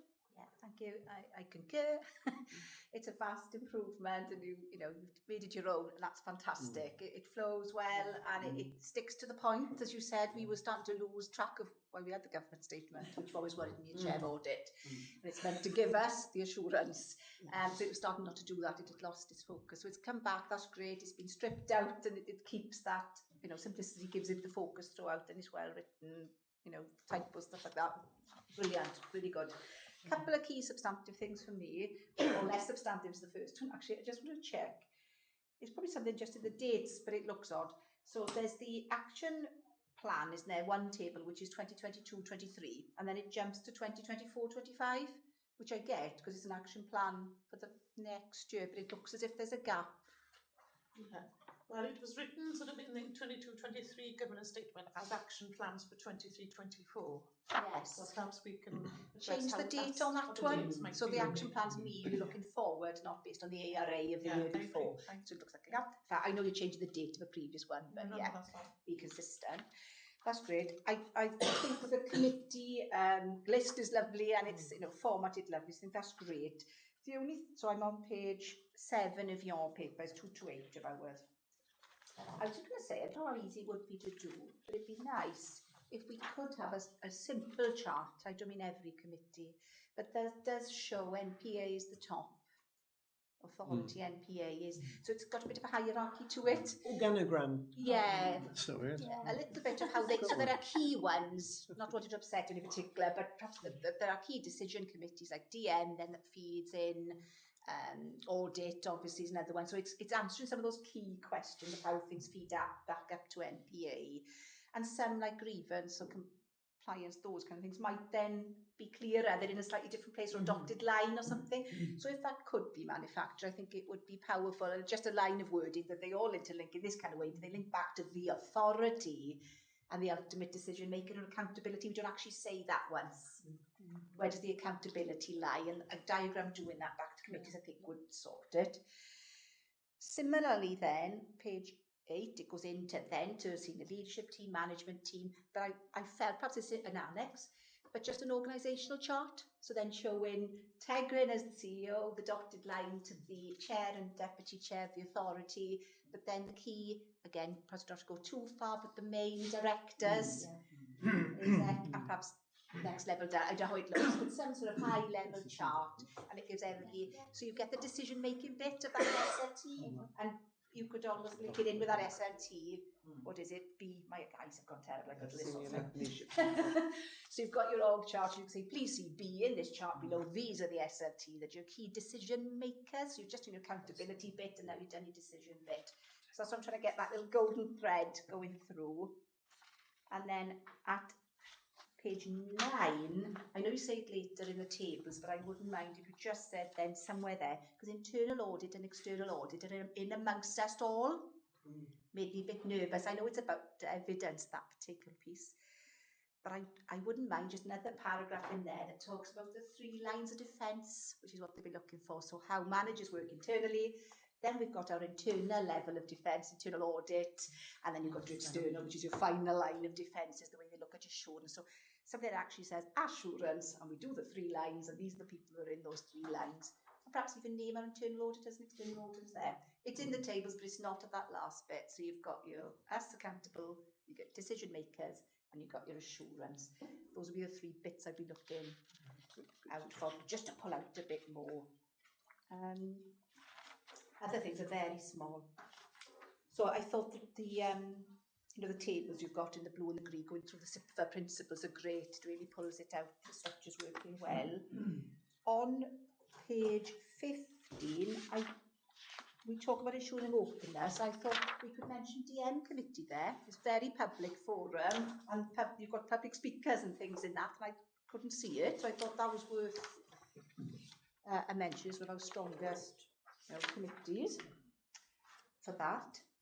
Page 16, it talks about, we talk about consultations and stuff, but I didn't think we talked so much about our stakeholders. Tegri would have put something there, but I thought there's loads of stuff like CJC or the trust. There's quite a bit that we haven't mentioned in here about all the organisations and the structures around that, which we haven't covered, which we probably ought to in this kind of statement, especially the trust. And I think that's it, Catherine. Other things were very, very small. Happy for you to have this if you want it.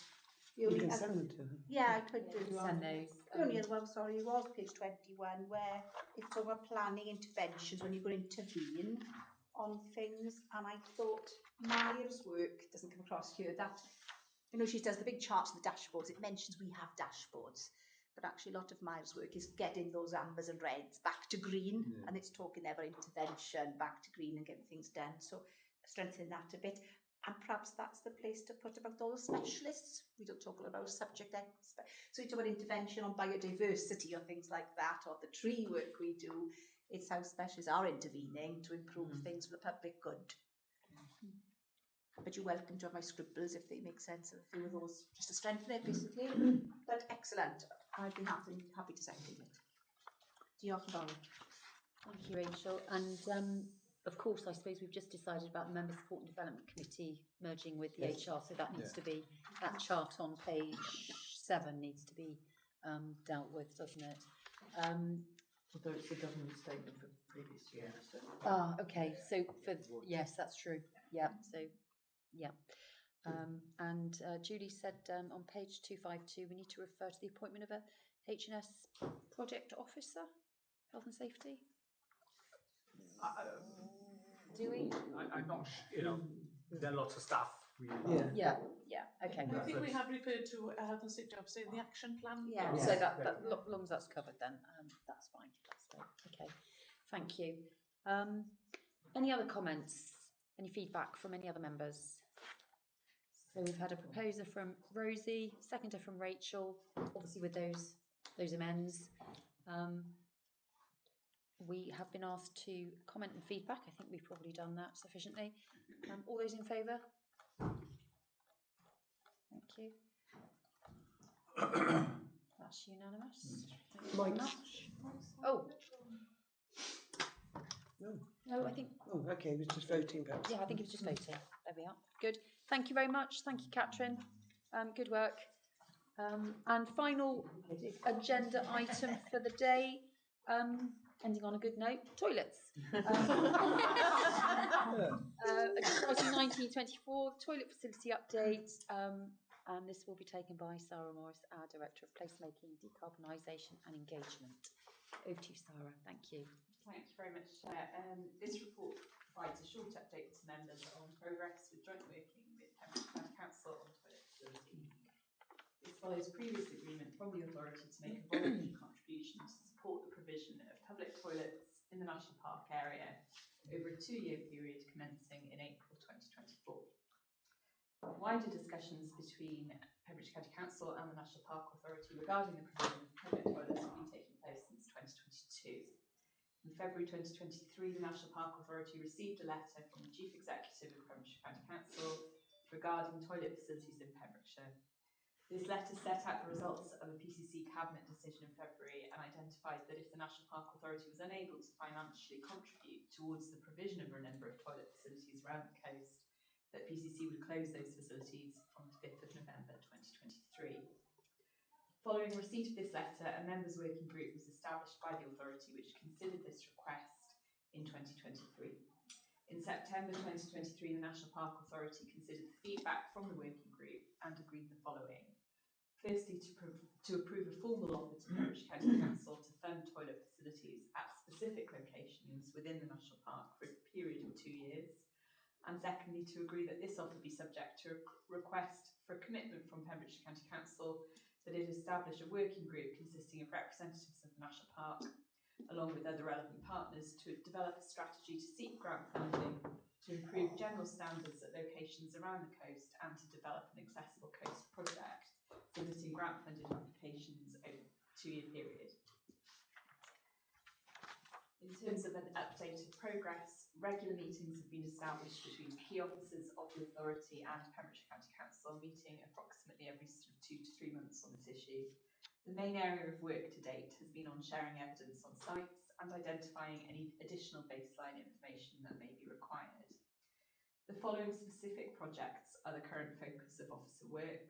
So firstly, a specific project at Traeth Mawr, Newport Sands, which was approved in principle by the National Park Authority in its March 20th meeting. This project includes the wider development of Traeth Mawr, Newport Sands as an accessible location, using capital grant funding to provide new toilets and a changing places facility, alongside a new accessible ramp to the beach, car parking and wheelchair provision, as well as environmental and biodiversity improvements. A drainage study will potentially identify options for improved foul water disposal or treatment, which it is anticipated will reduce the running costs of the facility. As part of this scheme, PCC officers have helped with the design and specification of a new toilet block and inputted into consideration of options, including using solar PV on the roof and including charging for their use.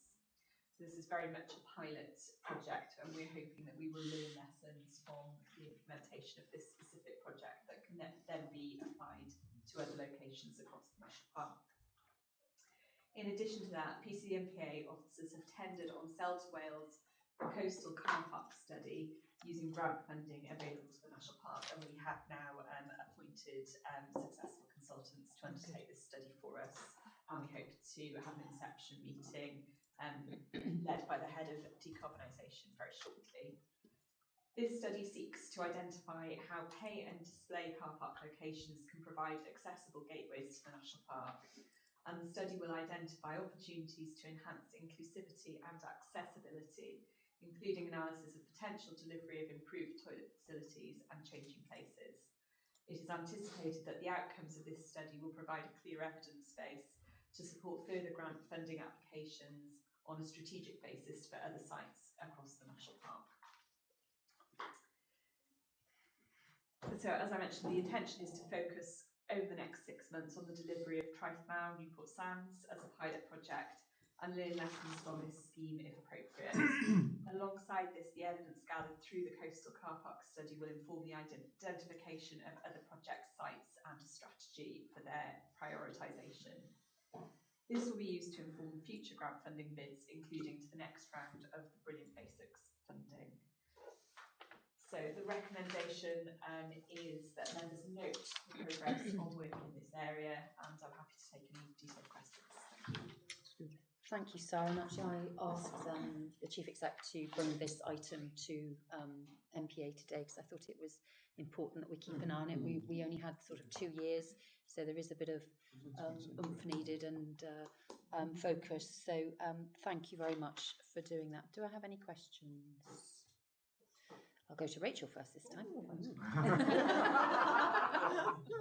Don't argue now, girls. So un cwestiwn bach dy fi, gyda'r astudiaeth, pam parcio talu a dangos, pam ddim edrych falle ar parcio am ddim ar hyn o bryd hefyd, falle bydde'r canfyddiadau yn wahanol, dwi'n yn siŵr. Gan feddwl am beth mae pobl yn gallu fforddio hefyd. Yeah. So we did think about that. We did think about including everything. The reason that we went for the pay and display was because they tend to be the larger, more used car parks. And there's already, I think it's 13 in total. So we had a limited amount of funding available to pay for the study. We wanted a good level of depth of analysis in terms of projects that are then ready to run for bids. And if we'd included all of the non-charging car parks as well, we would have potentially diluted the value of the study in terms of the output. So we've focused it on the destinations that are receiving larger numbers, that tend to be the beach car parks, where we felt that there was a first hit of projects. There will be additional work looking at the non-charging ones in the future, but it's always that balance of scope of study that you're weighing up. Okay, diolch Sarah, diolch Cadeirydd. Mae'n bwysig I ni gadw golwg, dwi'n credu, bod yr ymchwil wedi cael sgôp arbennig. Diolch. Thank you. Rosie? Yeah, thank you. I think it's really good to have a report because, as you say, it's only a couple of year horizon. And one thing we can be absolutely sure about is that loos are going to be needed long into the future. And they are absolutely key to sort of regenerative tourism in terms of inclusivity, inclusive accessibility, including environmental protection. So they are absolutely fundamental and they really are brilliant basics and kind of core infrastructure. So it does feel to me that there is, again, a sort of a strategic plank to take towards the Minister, and I realise we can always use our own priority funding, capital funding, as we wish to, but it is a generic issue for national parks, local authorities, of course, but national parks especially because of the honeypot factor. And I'd just like to feel that the 3 parks are working collaboratively to think about how we best take this sort of attitude, approach forward, even as we saw when we had the report. You know, the range of designs that there are, and some really natty, new and sort of portable or easily cleanable type designs, so that we learn better and can collaborate. So it's sort of, again, taking a longer term strategic approach. Thank you. In fact, we did raise it with Julie James back in, when it first sort of kicked off, I think. So highlighted that. But again, we can keep environmental protection. Yeah, absolutely. Yeah. Thank you, Madeline. Yes, thank you, Chair. I mean, my concern is that we're already away into our 2 years, and we inevitably, I suspect, to face other requests going forward. And I know that the officer group is meeting regularly and thinking about this. I'm also aware that a number of other community councils have stepped up and taken responsibility for particular facilities. But, you know, the concern is all of our strategic work, which needs to be done, is is going to take a long time. The pilot studies, etc., and we might well be facing in but 18 months either another request or the same, you know, wall that we were facing. So I haven't got any new suggestions, but it is just the urgency that our officers are meeting with the need to keep this very much on the agenda. And as Rosie said, we know that public funds is not a happy, no, exactly, a happy future. So it's looking to what we might be facing in what is very close timeline, really, and encouraging not only the pilot studies and what I think will be fantastic going forward facilities, but also the thought about how we're going to look to support both local communities and visitors going forward, and it's there that we need the engagement of, well, you know, Visit Pembrokeshire, members of that organisation and so on and so government. forth. Indeed, but we know that the calls on the public purse are huge, but the priorities of the public clearly they need these facilities. Yes, yeah. Thank you, because actually I'd written down, I wondered how long the sort of feasibility study will take, because I'm also mindful that, you know, if you start building or rearranging again, that will take planning, and it just goes on, doesn't it, time-wise? I might ask Jess if she can clarify when the final report's due.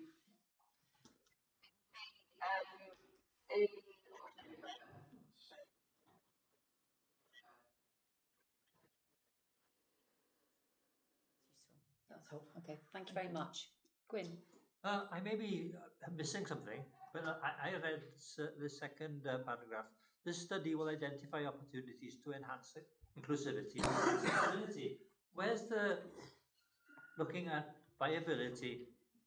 You know, that there might be some radical or innovative ideas out there that will allow us to operate these things at, you know, and profits perhaps. So is that something you're looking at, Sarah? So we haven't asked them specifically to look at the viability of toilet facilities. We have had Jess and I fairly extensive conversations with PCC leads on this, and they've advised that where it would be possible to introduce charging, that is much easier to do when you're putting in a new facility, because you can build it in, and also people are more prepared to pay when they can see that they're getting a fantastic new facility. So the PCC officer's view is that you know, there are limited in terms of existing provision opportunities for that. I think we have got the wider viability of car parks and financial opportunities as part of this. So there would be scope if we were doing a major redesign of a site. We might be able to look at, you know, some of the models that exist where private cafes are getting a discounted rent because they're providing a toilet. So we will keep that in our minds when we're looking at this study. But in terms of the individual charging opportunities on toilets, that's not an explicit element, but we have discussed it with PCC officers. I think, Jess, do you want to come in and add to those comments?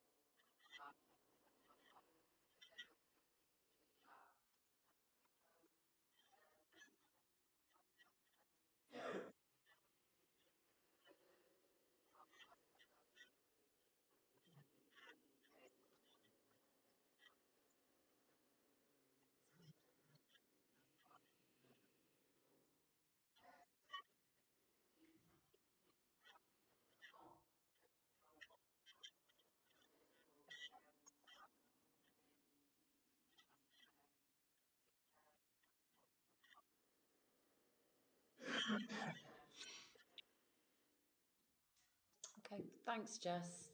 Gwyn?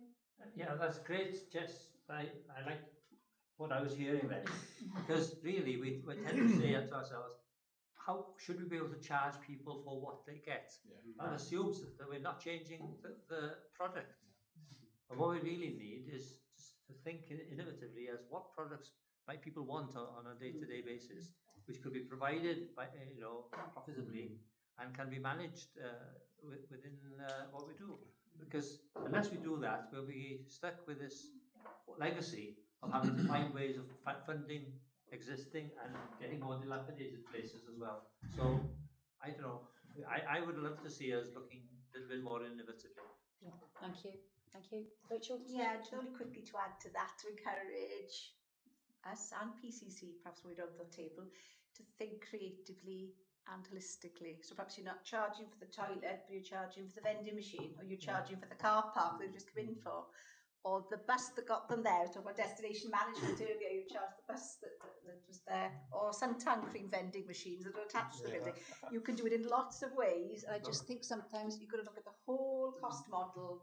And I hope our partners are thinking the same ways. So do we. We've got to move away from some of the current thinking. Yeah. Thank you. Jess, did you want to come back?